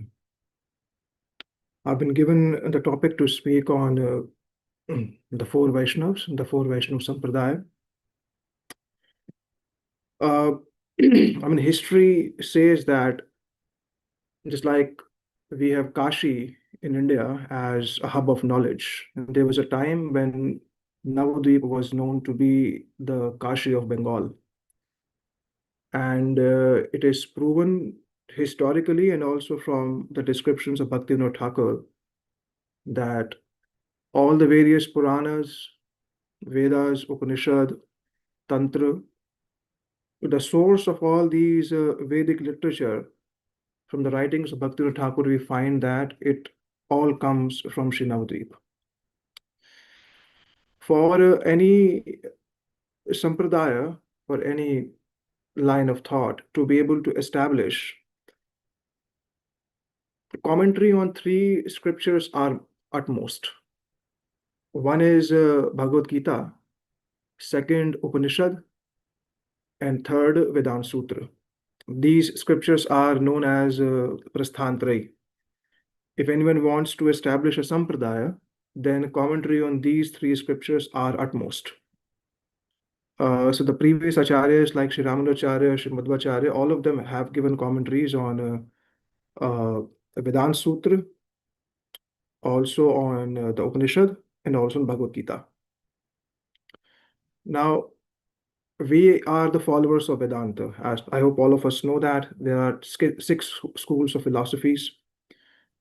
And out of those 6 schools of philosophies, we follow Vedanta. Vedanta is also called Uttar Mīmānsa. Uttar Mīmānsa means where the subject matter is covered, that is, what is Bhagavan, what is Maya, and what is Jeev. These are the 3 prominent subject matters which are covered in Vedanta. When Shri Vedavyas compiled Vedanta, he very clearly defined that Arthyo Brahma Sutranam Bharatartha Vinirnaya Gayatri Bhashya Rupo Aso Vedanta Virambita. The Srimad Bhagavatam is the natural commentary of Vedanta, and no further commentary is needed on Vedanta. Very clearly written. after the disappearance of Krishna, around 1,000 years later, India or Bharatvarsha, the Vedic knowledge was being used by Brahmins to, not from the right perspective. Then Sri Shankaracharya, then Sri Buddhadev, Bhagavan Buddhadev come, and he removed Vedas from India. Later on, Sri Shankaracharya Pad came, he established all the 4 Vedas and wrote the first commentary on Vedanta known as Sharirik Bhashya, in which he established that Jiva and Bhagavan is one, which is not true, but it was needed at that time, because in a society where no one believes in the Vedic scripture, if you tell anyone and say that Bhagavan is eternal and living entity is a servant, it was harder to digest at that moment. So he established that Jeev and Bhagavan are one. Then came Sri Ramanujacharya, Sri Madhvacharya, Sri Nimadatta and others. So I'll quickly go through how all of them came to Navadvīpa, how all of them came and received the blessings of Srimad Mahaprabhu, and what all specific instructions Srimad Mahaprabhu gave them. And then at the end, I'll quickly concise their philosophies. Srimad Ramanujacharya ji, he was in Jagannath Puri, where Bhagavan Jagannātha gave him darshan and said, Navadvīpa jao tumi karo darshan. You go to Navadvīpa. There you will be able to have darshan of Shri Gauranga Mahaprabhu. This is thousands of years before the appearance of Mahaprabhu.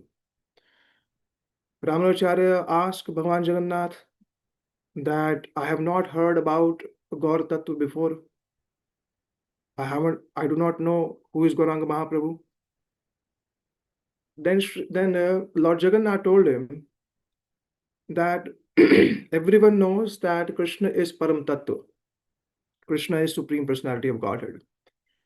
And Sri Narayan is his manifestation. Sri Narayan is his Vilas Murti. Shri Krishna, he resides in Shri Golok Vrindavan, and that same Krishna appears in Shri Navadvīpa as Shri Gaur Sundar. So Lord Jagannath says, the Nityadham Navadvīpa Ami Gaur Sundar. Navadvīpa is eternal, where I, Lord Jagannath says, I appear as Shri Gaur Sundar. So you go there. Ramanujacharya, he questions that I do not see that Mahaprabhu or Gauranga Sundar or Srimad Mahaprabhu is being mentioned so explicitly in the scriptures, because scriptures have spoken about him but not openly. The evidence which are there, they're not open. But then he said that the reason these are not spoken openly, why? Because Mahaprabhu has not appeared yet. After the appearance of Srimad Mahaprabhu, these evidences which are there in scriptures would come in public, and everybody would be able to see this.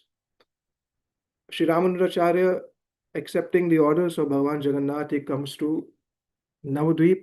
He had the desire that he wanted to reveal Gaur Tattva before the appearance of Mahaprabhu. But Bhagavan Jagannath, Lord Jagannath, he restricted him not to do it now. He came to Sri Vaikuntapur.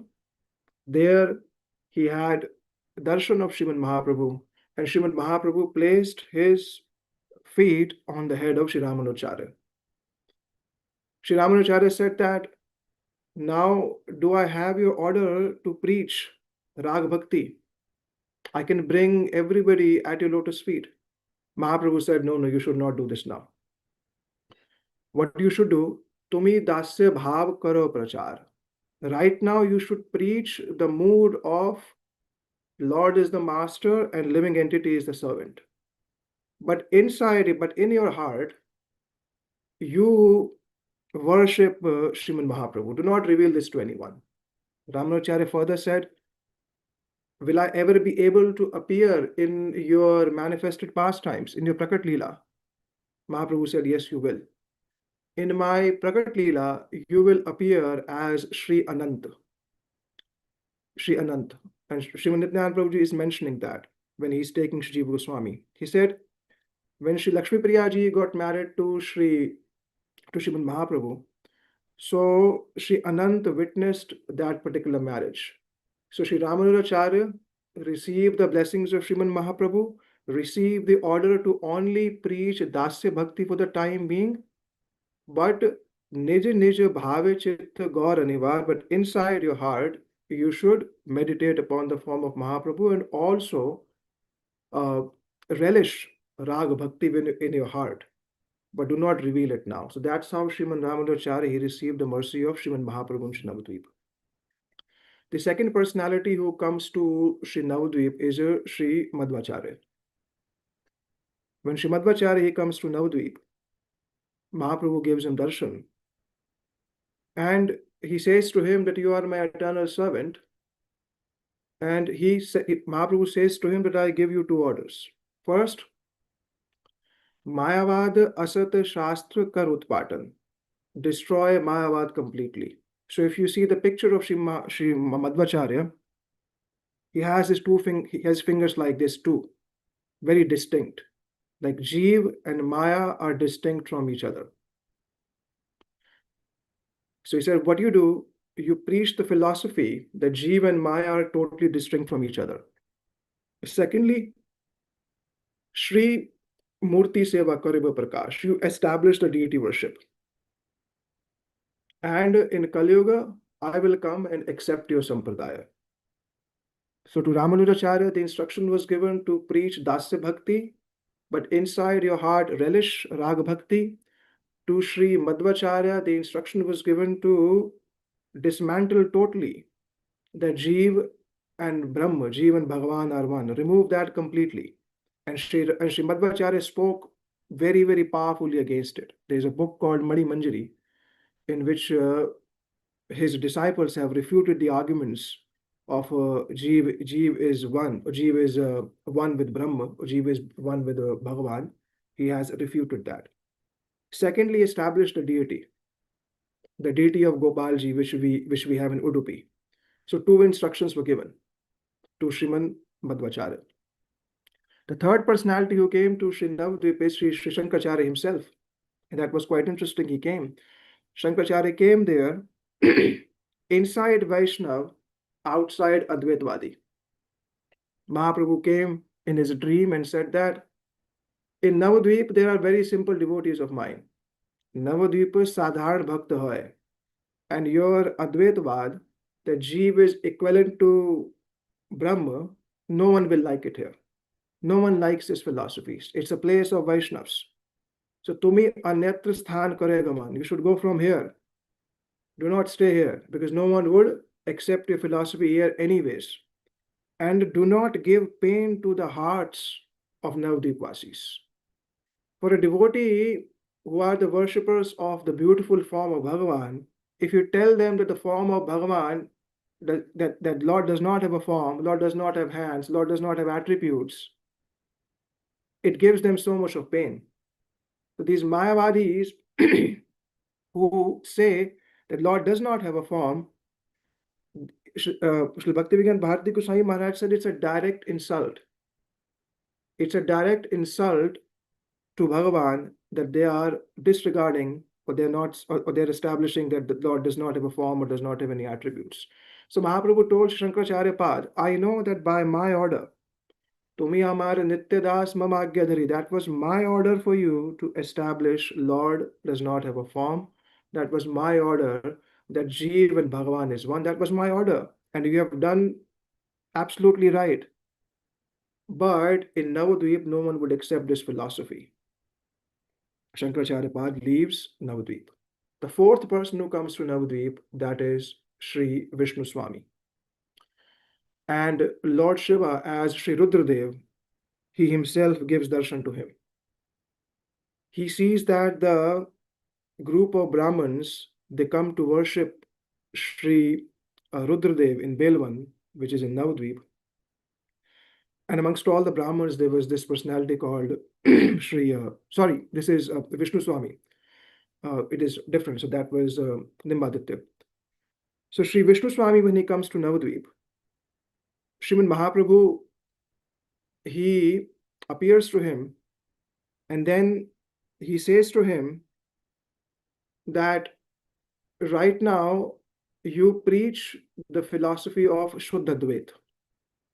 And in my Prakat Leela, in my manifested pastime, you would meet me as Sri Vallabhacharya. This is the very brief synopsis of how Sri Vishnu Swami, he came to Navadvīpa and met Sriman Mahaprabhu. The last person who came to Sri Navadvīpa amongst these four Vaishnava Sampradaya is Sri Nimbaditya.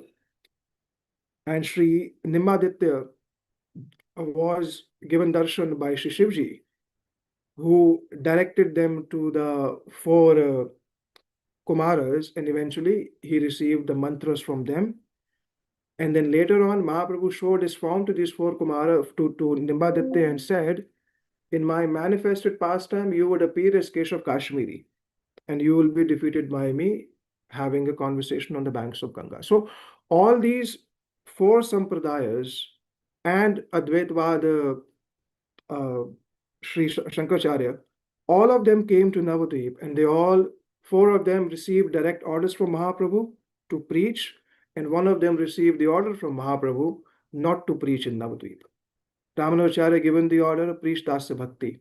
Sri Madhvacharya received the order, established deity worship, and also challenge or defeat Mayavad. Sri Vishnu Swami, he was also given the order to preach Shuddha Dvaitvad. And then the fourth personality, Sri Nimbaditya, was given the order that you preach bhakti of Sri Radha and Krishna along with Ragamarg, along with Gopi Bhav. So Mahaprabhu ordered all of them, and later on he took two things from each sampradaya and presented a philosophy called Achintya Bheda Bhed. So I'll quickly go through all that.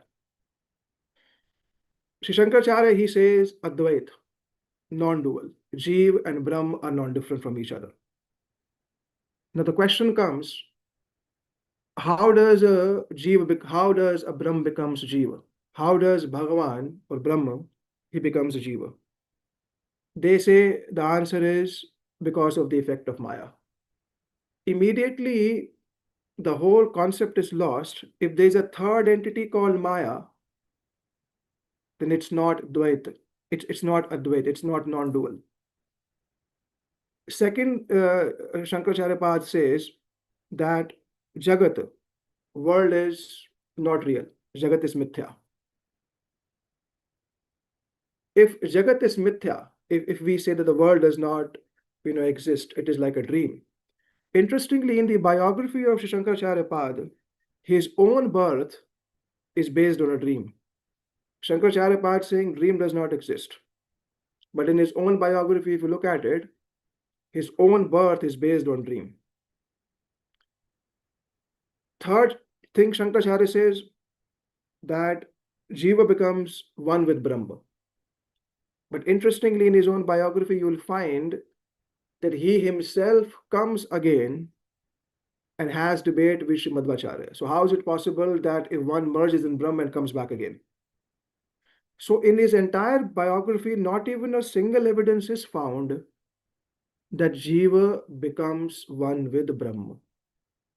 And in the writing of Param Gurudev in Mayavad Ki Jivani, Param Gurudev very clearly writes that this is the most concocted philosophy.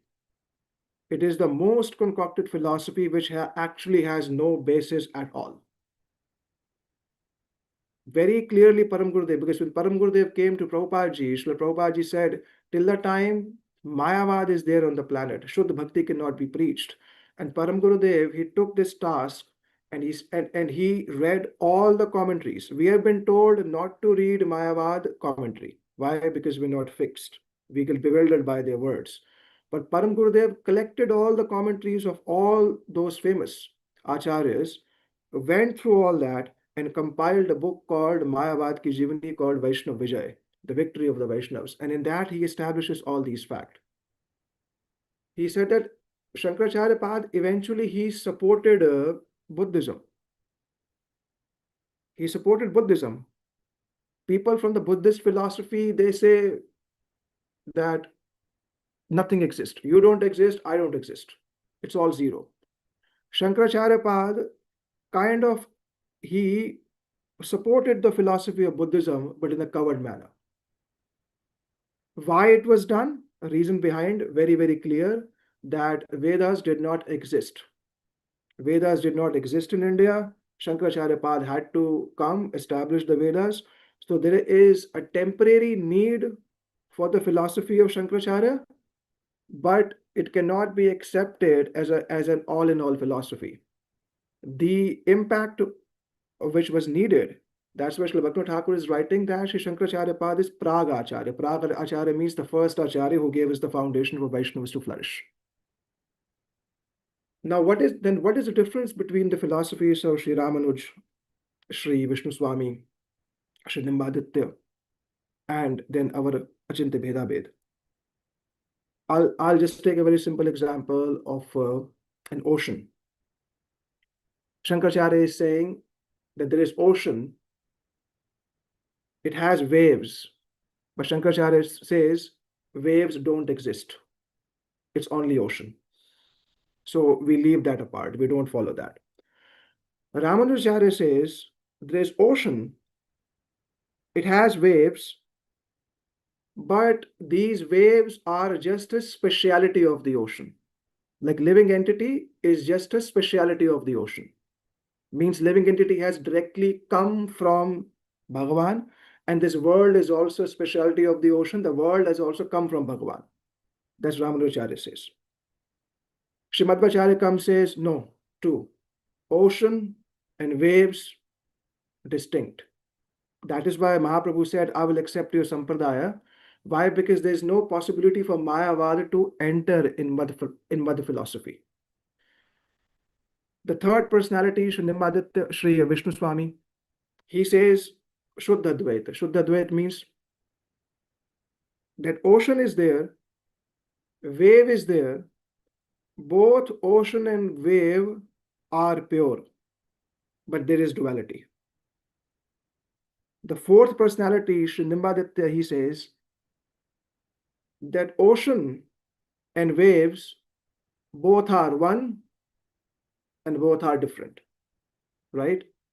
So Mahaprabhu took all these things and he came up with the conclusion that if we simply say that Jeev and Bhagavan are totally distinct from each other, that is not correct. The reason Madhvacharya did that because it was needed at that time to have a complete demarcation. So complete differentiation? No. There is similarity between Jeev and Bhagavan. At the same time, Jiva cannot be fully called Bhagavan himself. So then what is the difference between Nimbaditya and us? Because they are also saying that Jeev and Bhagavan are one and different at the same time. The difference is the word called Achintya. The difference is the word called incomprehensible. Nimbaditya says it is different and non-different. Mahaprabhu adds a word in front of Nimbaditya's philosophy. Nimbarkacharya's philosophy, that it is Achintya, it is incomprehensible. How a living entity is different and non-different at the same time. So previous four acharyas, they were following the Vastu Parinamvad. Vastu Parinamvad means everything has come from Bhagavan directly. So if everything comes from Bhagavan directly, there's possibility of Mayavada to again enter in that. There's possibility. That's why Mahaprabhu says, no, it is not Vastu Parinamvad. It is Shakti Parinamvad. All of them have come from potency. Jiva has come from the marginal potency. Maya, there's Maya potency. There's external potency, Maya. Then there is Jeev potency. And then there is my eternal potency. So this Shakti Parinamvad is a perfect conclusion of all these philosophies. So in capsule, in nutshell, all of the acharyas, they came to Navadvīpa. Mahaprabhu took two things from each sampradaya. From Madhvat Sampradaya, he took two things. One, deity worship and complete opposition of Mayavad. From Sri Ramanuja Sampradaya, he took two things. One is the mood of total surrender and also service to Vaishnavas. From Sri Vishnu Swami Sampradaya, he took two things. One is that whatever I have, it belongs to Bhagavan, or Krishna is my everything, and Rag Bhakti, which starts from the mood of Vatsalya or goes up to the mood of Sakhya. From Nimbaditya Sampradaya, he took two things. From Sri Chatursan Sampradaya, he took two things. One, worship of Sri Radha and Krishna, and then Gopi Bhav. So we see that how from the beginning of Kali Yuga, it was all Vedic religion. Buddha Dev came, said Vedas don't exist. Shankaracharya came, established the Vedas with the philosophy that Jiva and Bhagavan are one. And eventually Sri Ramanuja, Sri Madhva, Sri Nimbaditya, and all of them came, gave their own philosophies, and Mahaprabhu has built or taken these things from them and given us this most comprehensible and the most logical understanding of Vedanta. All of them came to Navadvīpa, so we pay pranams to all four acharyas, that they bless us to be able to not just hear these things, because hearing these things gave us a very universal concept. We pay pranams to all of them and seek their blessings. Śrī Gurudev ki jai. Hare Krishna.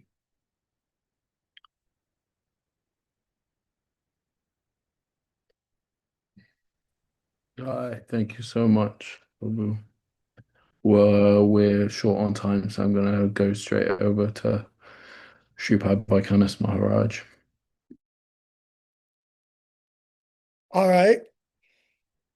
First, I want to thank Sri Dandi Maharaj and Bipin Bihari Prabhu for very eloquent and clear explanations. I don't know how you managed to squeeze it in so nicely in 20 minutes, touching on all these major points and making it clear even to someone as dull as me.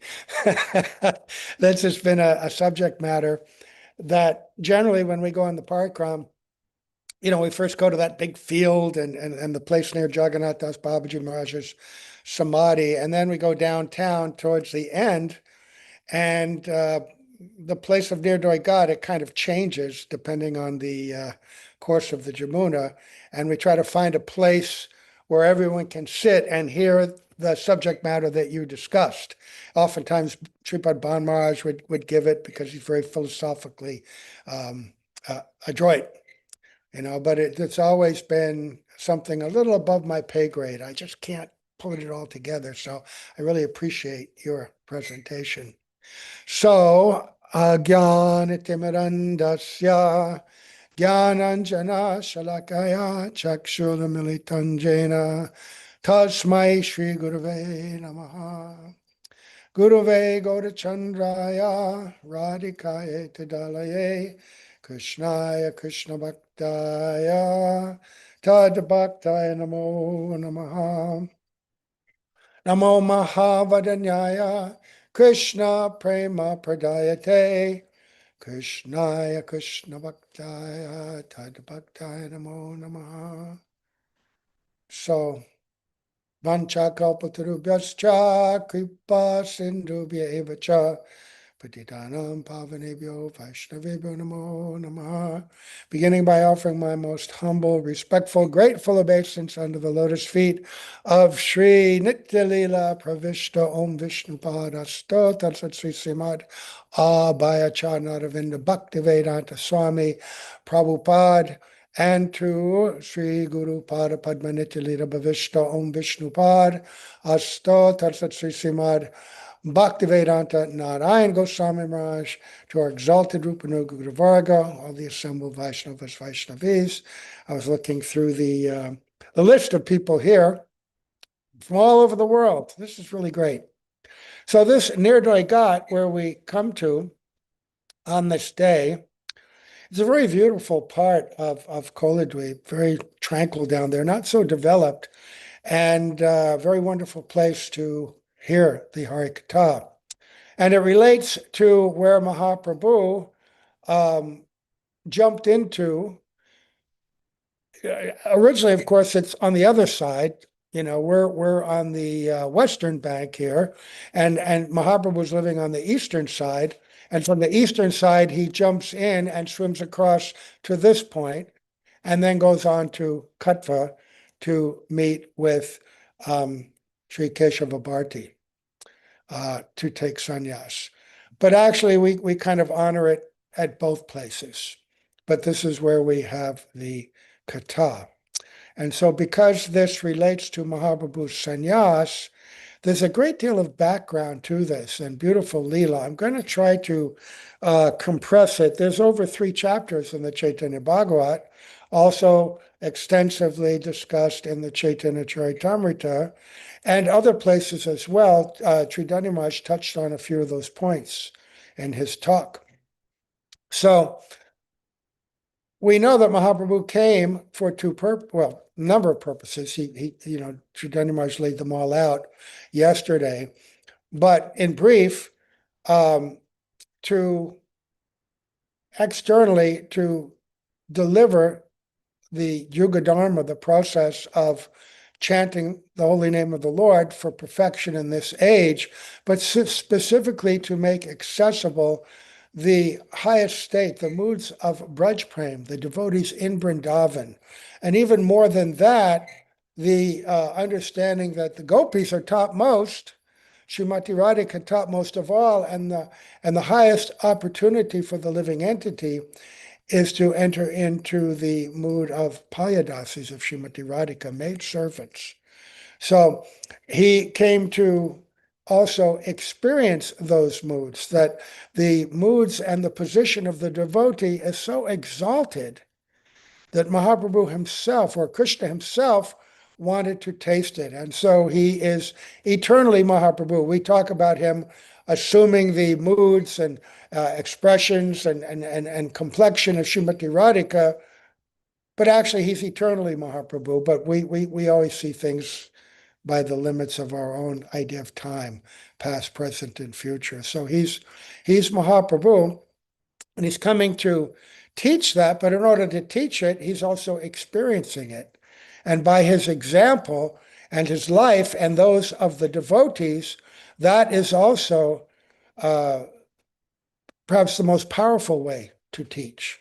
It's one thing to read philosophy in a book, but when you see the actions of great devotees, hear about their pastimes and their dealings with one another, interpersonal dealings, it becomes alive. Now, I think that's the speciality of the Chaitanya Bhagavat. We were discussing that yesterday with Tridani Maharaj, that Chaitanya Charitamrita, very philosophical in its presentation. Of course, Leela and pastimes are there, but so much of it is the conversations and deliberations and philosophy, Rupa Shiksha, Sanatan Shiksha, Ramananda Roy Samvad, conversations with Sarvabhauma Bhattacharya, Prakasananda Saraswati, the Rathayatra pastimes, so many subject matters, right? So the same things are revealed here, but in a very different way. Vrindavan Das Thakur, who is Vedavyas himself, has chosen this approach. And he is a disciple of Nityananda Prabhu. And just as Krishna's Kaviraj was ordered and empowered by Nityananda Prabhu, so Vrindavan Das Thakur as well. So he begins the sannyas pastime by revealing a incident where Mahaprabhu, or Nimai Pandit right now, he is absorbed internally, and he's chanting the name Gopi, Gopi, Gopi. And one local Brahmin boy comes up to him and says, "Oh, hey, Nimai Pandit, why are you chanting Gopi, Gopi? Stop chanting Gopi, Gopi. Chant the name of Krishna."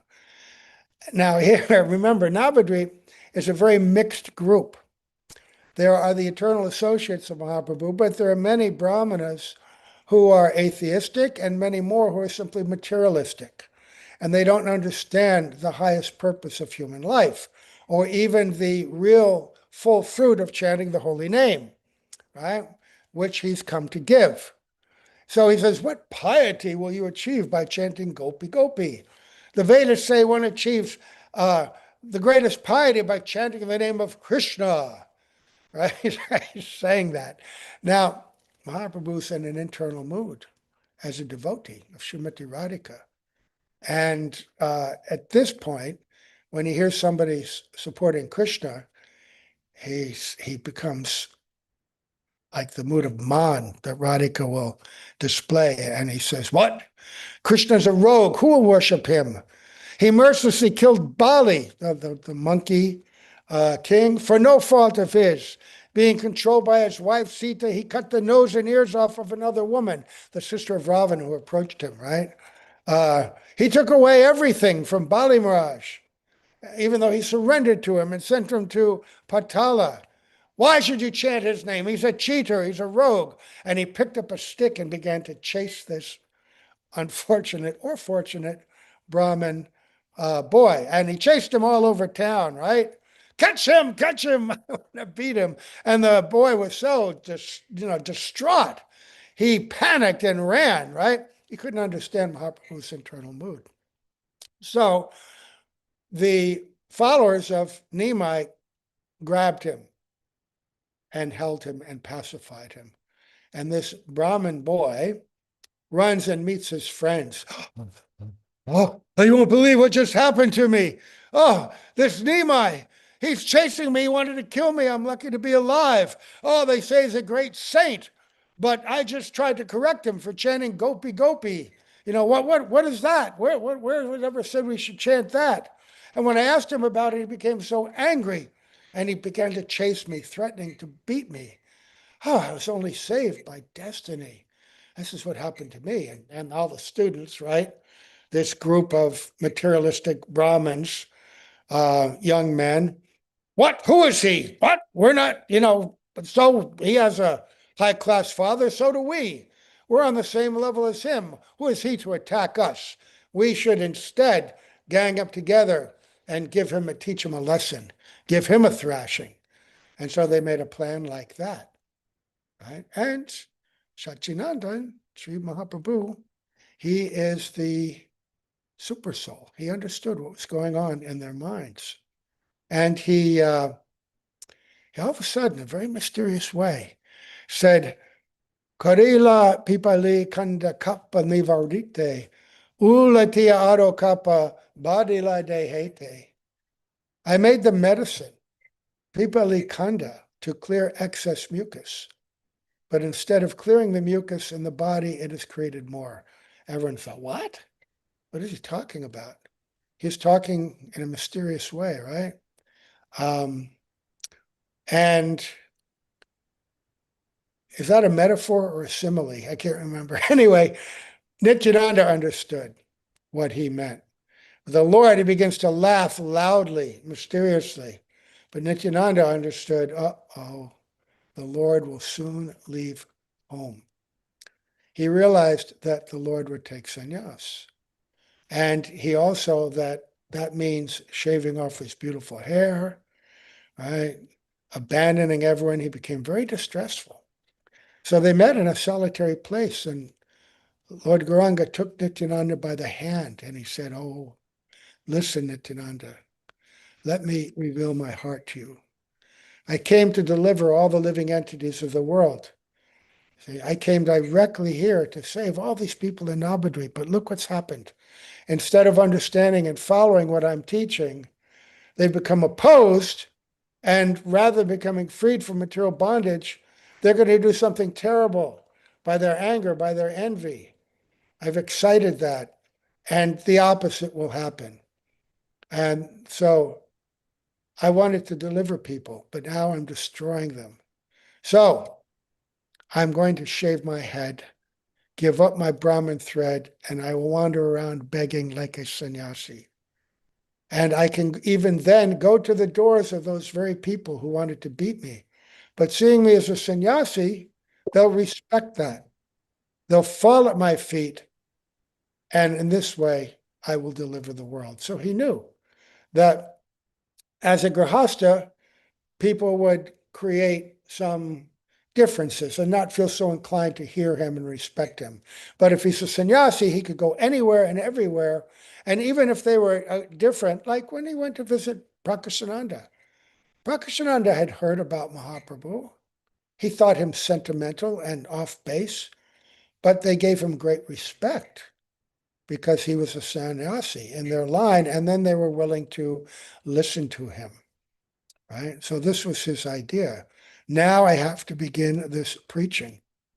And he said, I'm revealing my heart to you. Don't be distressed. Give me your permission to take sannyas. You know the purpose of my incarnation. You've come to help me in this. I'll do whatever you want, but I'm expressing my heart to you.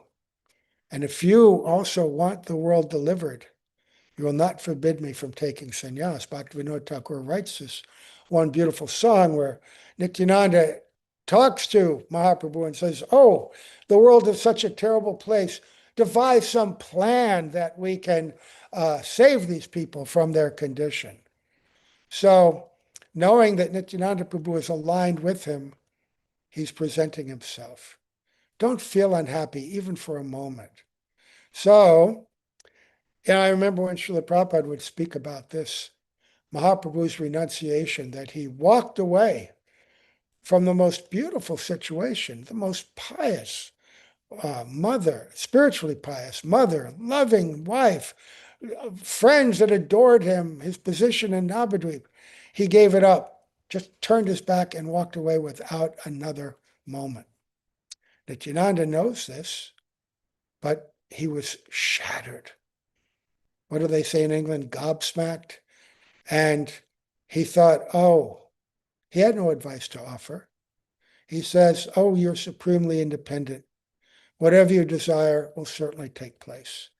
This is one of the aspects of Mahaprabhu's Leela, that to serve Mahaprabhu, you have to serve in dasya ras. All of his devotees had that mood of dasya very strongly.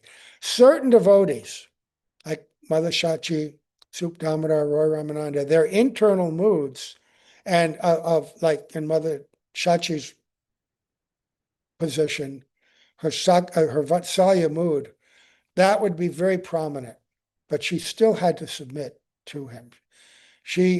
When Chaitanya Maharaj told the story about him smashing everything in the house, Mother Jashoda would have chastised Krishna. Yeah, I mean, she tied him up. She did so many things, threatened him. Mother Shachi just quietly picked everything up and then said, oh, my son, now how will we eat?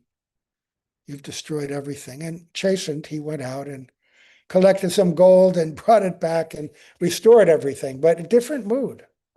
And Nityananda also, dasya. Everyone's in dasya. Swarup Damodar, Roy Ramananda, also in dasya.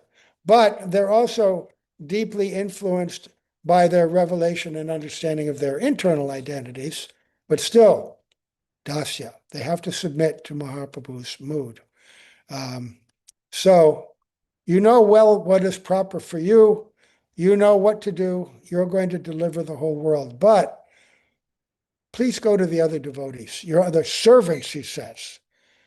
He didn't say your friends and like that, and your beloveds, your servants. And then do whatever you desire. Consult with them. No one can change your will. So Mahaprabhu did go. And he went to the assembly of Vaishnavas, right? One group. And after he left Nityananda, he just became so distressed, right? And he thought not about himself. He thought about how will Mother Shachi survive when the Lord leaves home. She'd lost her husband. She'd lost her son. She'd lost one daughter-in-law. And now, with just a little tiny wife, 13, 14 years old, the lover, the only thing that gave her meaning and purpose in life, her son, is going to leave. Oh, he couldn't imagine that. So Mahaprabhu goes to Mukunda's house. And he says, sing a song of Krishna. Mukunda sings, very happy. And then he tells Mukunda, I'm going to leave home. I'm going to take sannyas. Mukunda becomes so distressed, right? And all his happiness vanished, right? Immediately, separation is filling his heart.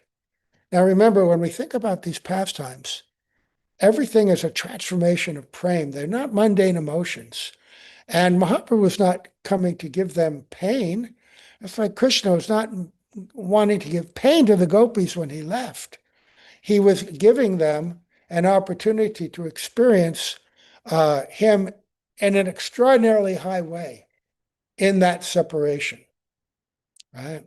And their glory would be revealed by their moods and the quality of their love in that separation. And so Mukunda also, well, if you're going to leave, whatever you're going to do, you're going to do, but stay a few more days. Do kirtan with us. Then do as you please. And then he went to Gadadhar, who's junior, a year younger, very submissive to him all the time. And he told him the same thing. I'm going out to search for Krishna. I'm going to take sannyas. Gadadhar thought that he'd been struck by a thunderbolt. Do you ever see a video of what it looks like when a thunderbolt strikes? When you look at it in the sky, it's very pretty, but when you look what it does to anything it strikes on the land, it blows up trees, it knocks down power lines. What would your head be like if it was struck by a thunderbolt? You'd just be vaporized, right? And that's what he felt, like he'd been struck by a thunderbolt. And he says, what? This is puzzling. Are you saying a grahasta can't be a Vaishnava? And you give up, and you can attain Krishna just by giving up your Shika and Brahman thread, just by taking sannyas, right? This is your opinion. This is not the Vedic opinion. And what about your widowed mother? You'll be the cause of her death. How will she live? You're saying that the Lord is pleased, right, by doing such terrible acts, you know? You think that the Lord is pleased by that? Everyone likes a householder, you know? Sannyasis, what are they? They just go around and cause misery to everyone, right? They pretend to be your friend. They say, I'm not going to charge you any money. They speak Hari Katha, and then everyone becomes a beggar and everyone leaves home. Sannyasis are the enemy of society, you know?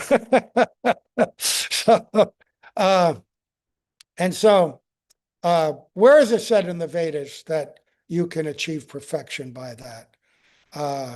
So then, one by one, he was telling the devotees he met so many intimate associates, and then they all just become completely distressed, right? And anticipating this separation. And how will they be with him? How will they give him garlands? How will they do this service? How will they do that service? See, their prema is of the nature of, now I won't be able to see and serve him, right? And how will he get along, living alone like a sannyasi? Where will he go? What will he do, right? And so all these devotees were lamenting and talking about this in so many ways. And then Pandit Nimai gives them some words of consolation. And very similar to the kind of teachings that Krishna gave the gopis at Kurukshetra, right? Why are you worried? Wherever you are, I'm always there. They know he's the Lord. Remember, he's already exhibited himself as the Supreme Lord. So you're all thinking, I will leave you after taking sannyas? I will never leave you. You're my constant associates, birth after birth. Do not think that we are together only in this birth. As you're always enjoying Sankirtan with me in this birth, you've been with me in so many incarnations, in so many different yugas. So I'm going to always be with you in two forms, as Kirtan and Ananda, the bliss of this Kirtan and this chanting of the holy name. I will always be in your heart in that way. And Saraswati Prabhupada explains in his purport that Gaurasundara is saying, I will incarnate 2 more times as Kirtan of the holy names and as Ananda in the form of the deity to display my Satchidananda form to those who worship me. So never feel separate. The deity will always be there, and I will always be there in the form of my name. Okay? So, very high teaching. With these 2 incarnations, you can joyfully perform kirtan in my association. My sannyas is meant to teach people. So you should give up your anxiety. Have compassion. I'm doing this for the benefit of the whole world. You're never separate from me. Now, also that's in teaching to us. We're chanting the holy name. We're worshiping the deity.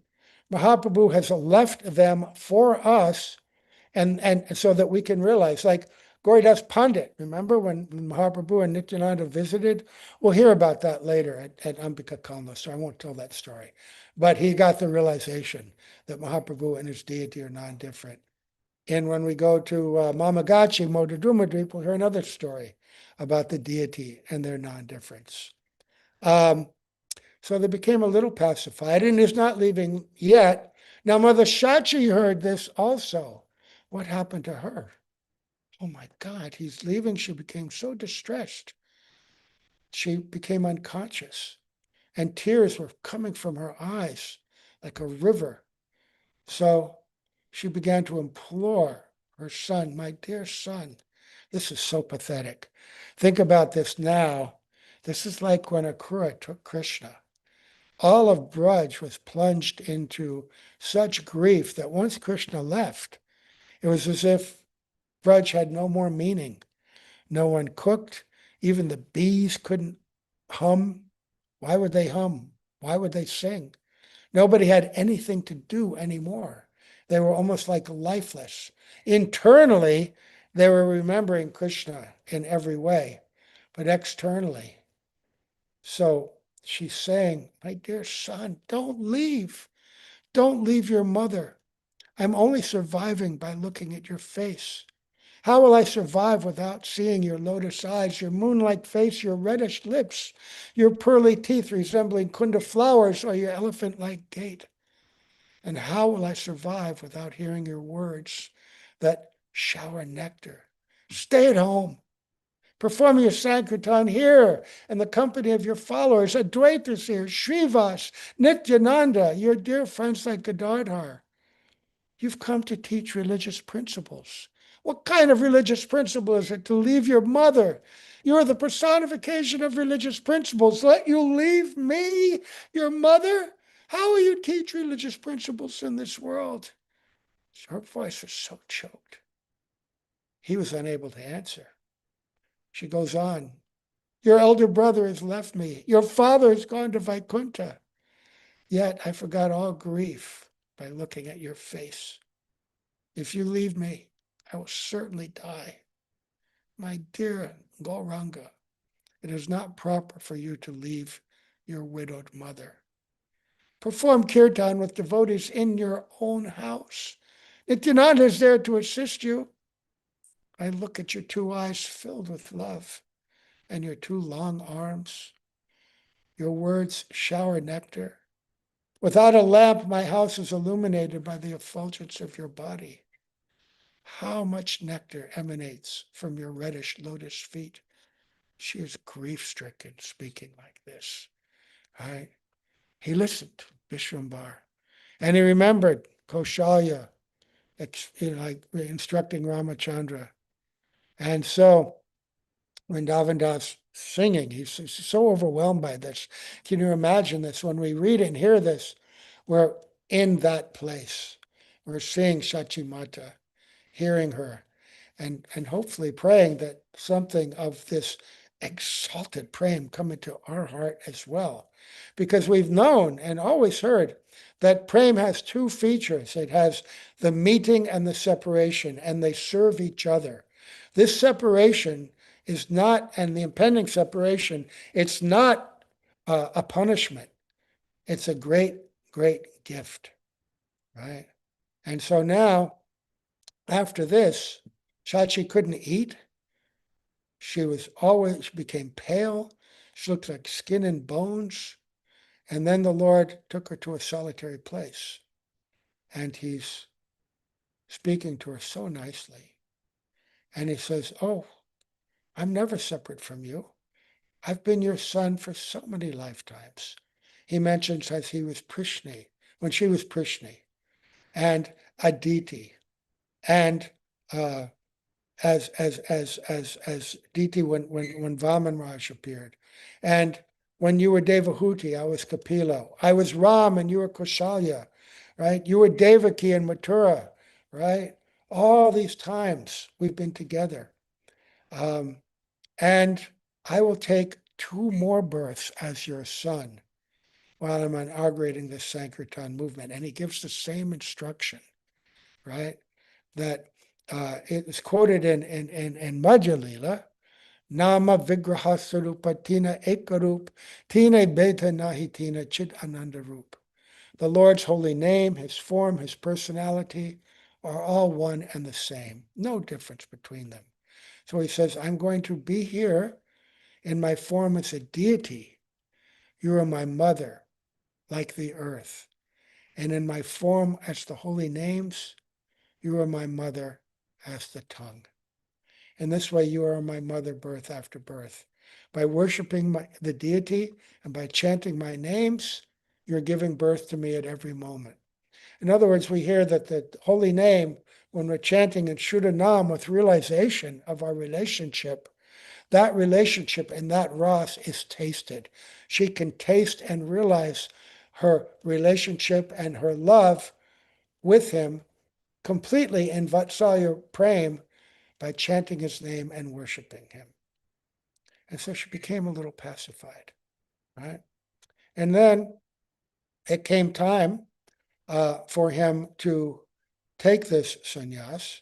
It was coming closer and closer, but nobody knew when, right? So everybody was experiencing this joy of being with him, and it accentuated he might leave us. So the intensity of their kirtan was growing more and more, right? So then the time came, right? And he again spoke to Nityananda and he told him about Keshava Bharati and Katva, right? And that he planned to go there that next day, early in the morning, and leave home and take sannyas. And I'm going to take sannyas there. You should only tell 5 persons. You can tell my mother, you can tell Gadadhar, you can tell Brahmananda Bharati, who was very close. He was a godbrother of Ishwar Puri, who had been instructed to be with Mahaprabhu and serve him, and Chandrasekhar Acharya and Mukunda. And he only told him that, Nityananda, in private, so that only those persons would be there. And so all that day, he was doing Sankirtan. He'd go to the Ganga, and it's on that day also, Chaitanya Maharaj alluded to this, that morning, Vishnupriya went to the Ganga to bathe, and 2 things happened to her. She stubbed her toe, and it began to bleed. Kind of a subtle, inauspicious sign. And when she went to bathe, the nose ring that had been given to her with the pearl fell into the Ganga, and despite all her efforts, she couldn't find it. And the nose ring is like a wedding ring for us, right? And she thought, oh, this is terribly inauspicious. This nose ring is a symbol of my relationship with my Gauranga. And I've lost it. And so he goes home, and he's very nice to everybody. He's very nice to his mother. It's pretty late. I have to wind this up. So I'm going to condense this. Everybody's coming to him all day long, and he's receiving them, and he gives them instruction. The last instruction they're going to hear, they don't know it, but he says, Bala Krishna Bhaja Krishna Gato Krishna Nam Krishna Vino Keha Kichu Naba Vihaan. Glorify Krishna, worship Krishna, and chant the name of Krishna. Do not think of anything other than Krishna. If you have any affection for me, then don't speak any other topics other than Krishna. Imagine the last instruction you received from your guru. You would hold that. You would remember. You didn't know it was the last instruction, but it is. Yeah, how could you ever forget that? This is what he's telling. Whether you're sleeping, eating, waking, day and night, think of Krishna and chant his name. This is being told to us. He says, he glances, now you go home. So then he comes home, and Mother Shachi's there. She knows. Sridhar, Kolavecha Sridhar comes, and he brings a Loki. And Mahaprabhu laughs, oh, you brought this Loki. And he asks his mother, another devotee, fortunate devotee, brought some very wonderful milk. Says, oh, please make a special kheer, milk preparation with this Loki and this milk. We'll have this tonight. And so she did that. And sometime in that day, Vishnupriya confided in Mother Shachi. She did not know of Mahaprabhu's plans to leave. And she confides about those inauspicious things. This is in the evening. That same evening, Mahaprabhu treated her very nicely. Normally, he's very detached as a householder. And he was very kind and affectionate to her, but didn't have so much intimate dealings. But that night, he treated her so nicely. He sat in the room with her on the bed couch. He decorated her. He praised her. He spoke such sweet words. And she was overjoyed to experience this, maybe the only time, and certainly for the last time. So he's implanting in her heart the conviction of his deep love for her, because they are eternally associates like that. And so then she says, oh, he's never done this, and she gets an inclination that he may leave. She also knew that he was planning to leave, but she didn't know when, so she wanted to stay awake. But as Sridhar Maharaj says, Yogamaya, on the desire of the Lord, put her to sleep. He also rested for some time.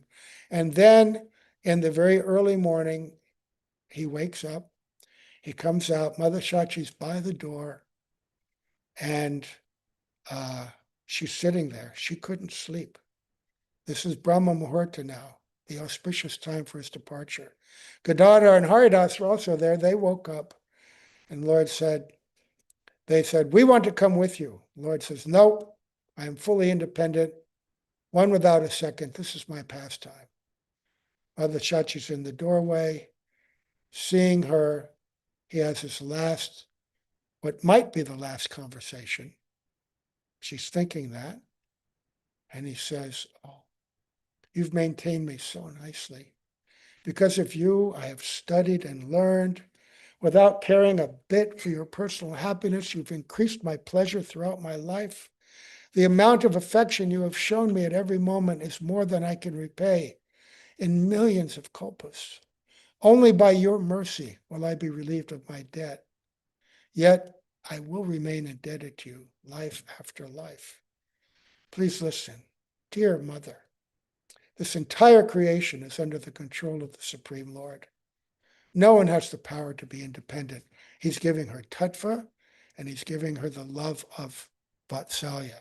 He's acknowledging his mood as a son, but he's also speaking in that philosophical way about his broader mission. And so, who can understand the Supreme Lord's will by which living entities sometimes meet and sometimes separate? Whether I leave now or after 10 days, you should not lament. I will take full responsibility for your worldly and spiritual needs. And he placed his hand on his mother's chest and solaced her. I will take full care of you. And she listened to what the Lord said. She made no reply, but tears were just shedding. She's the mother of the universe. She became as grave and quiet as Mother Earth. Who can understand these pastimes? He bends down, he takes the dust of his mother's feet, he circumambulates her, and he departs. Right? And from there, he goes to Nidayā-ghāta. He dives into the river. It's very cold, Makara Sankranti, swims across to the other side, and goes to Katra, that place where he's going to meet. That's another pastime. We don't have time to talk about it here. Maybe another day. I don't know if we're going to have time or not. But that is so amazing. That's sannyas pastime. So many things happen there. There's a movie, Nadia. What is the name of it? It's an old Bengali movie made in the late Nimai of 50s. Nadia. Nimai of Nadia, black and white. And at that point, he leaves home. The actor that played Mahaprabhu was very nice, actually. And Mother Shachi, she just, Nimai, Nimai, she just cries in the most heartfelt way. Like an ordinary mother would feel distressed, but this is the mother of the Lord. Nobody has love like her. And she cries out, but he doesn't hear her. Or if he does, he doesn't care. And Srila Prabhupada says, he's given up the small world of household life to embrace the entire world in his mission of love and deliverance. So that's what happens at Nidayā-ghāta. So I'm a little bit over time. Sorry for that. But we'll stop here. Oh, what a pastime, huh? Oh, God. Anyway, all glories to Srila Prabhupada, Srila Gurudev, all of our acharyas for their revelations about all these amazing details, planting the seeds of these moods into our heart, hearing them, hoping they'll grow and mature. And who wants to witness? I'm not praying to witness this pastime. It seems so painful, and yet it's so marvelous, you know, like too hot to take, but too sweet to resist. All right.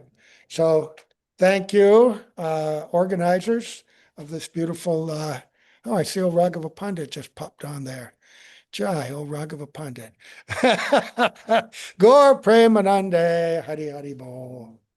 Okay, so leave it to the moderators. Haribol Maharaj, wonderful, wonderful. Thank you. Sadhu. Thank you, Maharaj.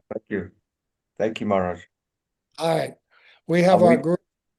I'm weeping too, and not real weeping, but but a boss, like a semblance, something. Okay, Haribol, Haribol. Haribol Maharaj, thank you so much. Thank you for all three of you for speaking so beautifully. It's such a heart-wrenching place where it's like Srila Gurudev would say about Ramayana, that why do we keep watching Ramayana? But even then, even though there's so much pain, we still feel some sort of happiness, and it feels like that scenario as time's going on, and every time I listen to it, is that it's so heart-wrenching, but also there's so much love in those meetings. It's so beautiful, and it's really unexplainable why it would be soothing and heart-wrenching at the same time. So thank you so much, Maharaj, for your beautiful Harikatha as always. I know you've got a rush to Guru Puja, so I'll let you carry on doing that. And we'll close with Kirtan with Nityananda Prabhu. If you could just do a small Maha Mantra, because we're very behind on time, that would be much appreciated. And then we can close. Hari Hari Hari Bol. Hare Krishna, Dhanavam Pranam. Jai Hari Bol. So today there's a nice place in Navadvīpa that they sing this Maha Mantra. So we're going to sing today for you. Hare Krishna, Hare Krishna,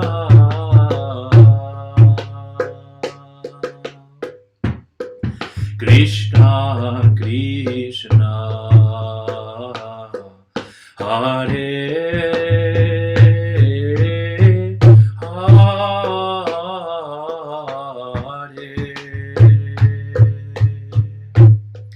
Hare Rama, Hare Rama,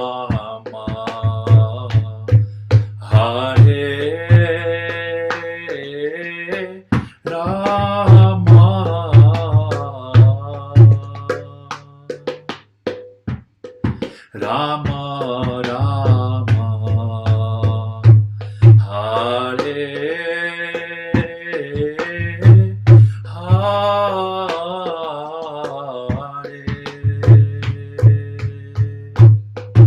Hare Hare Krishna, Hare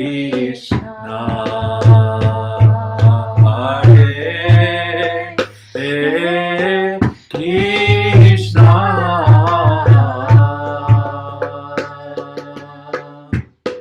Krishna Krishna, Hare Hare.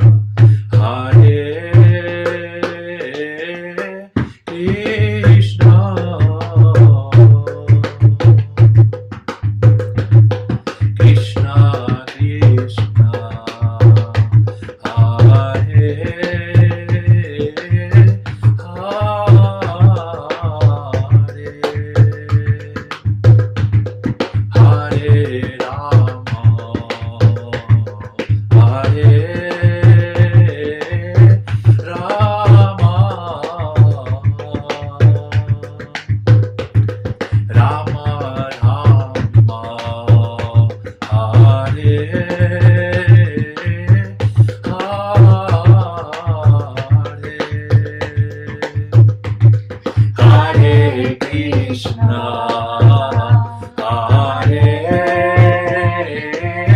Krishna,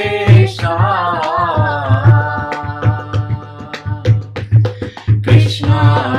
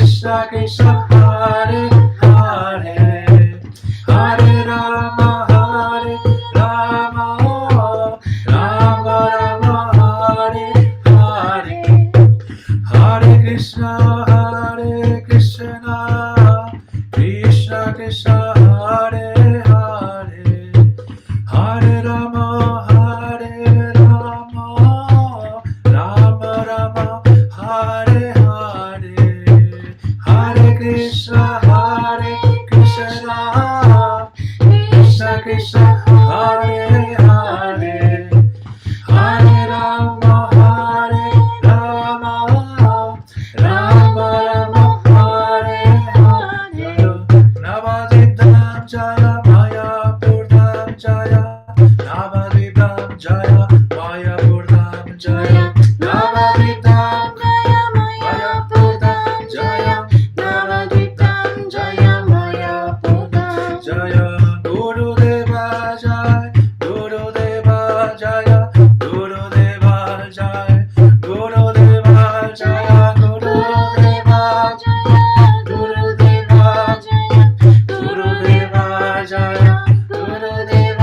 Jaya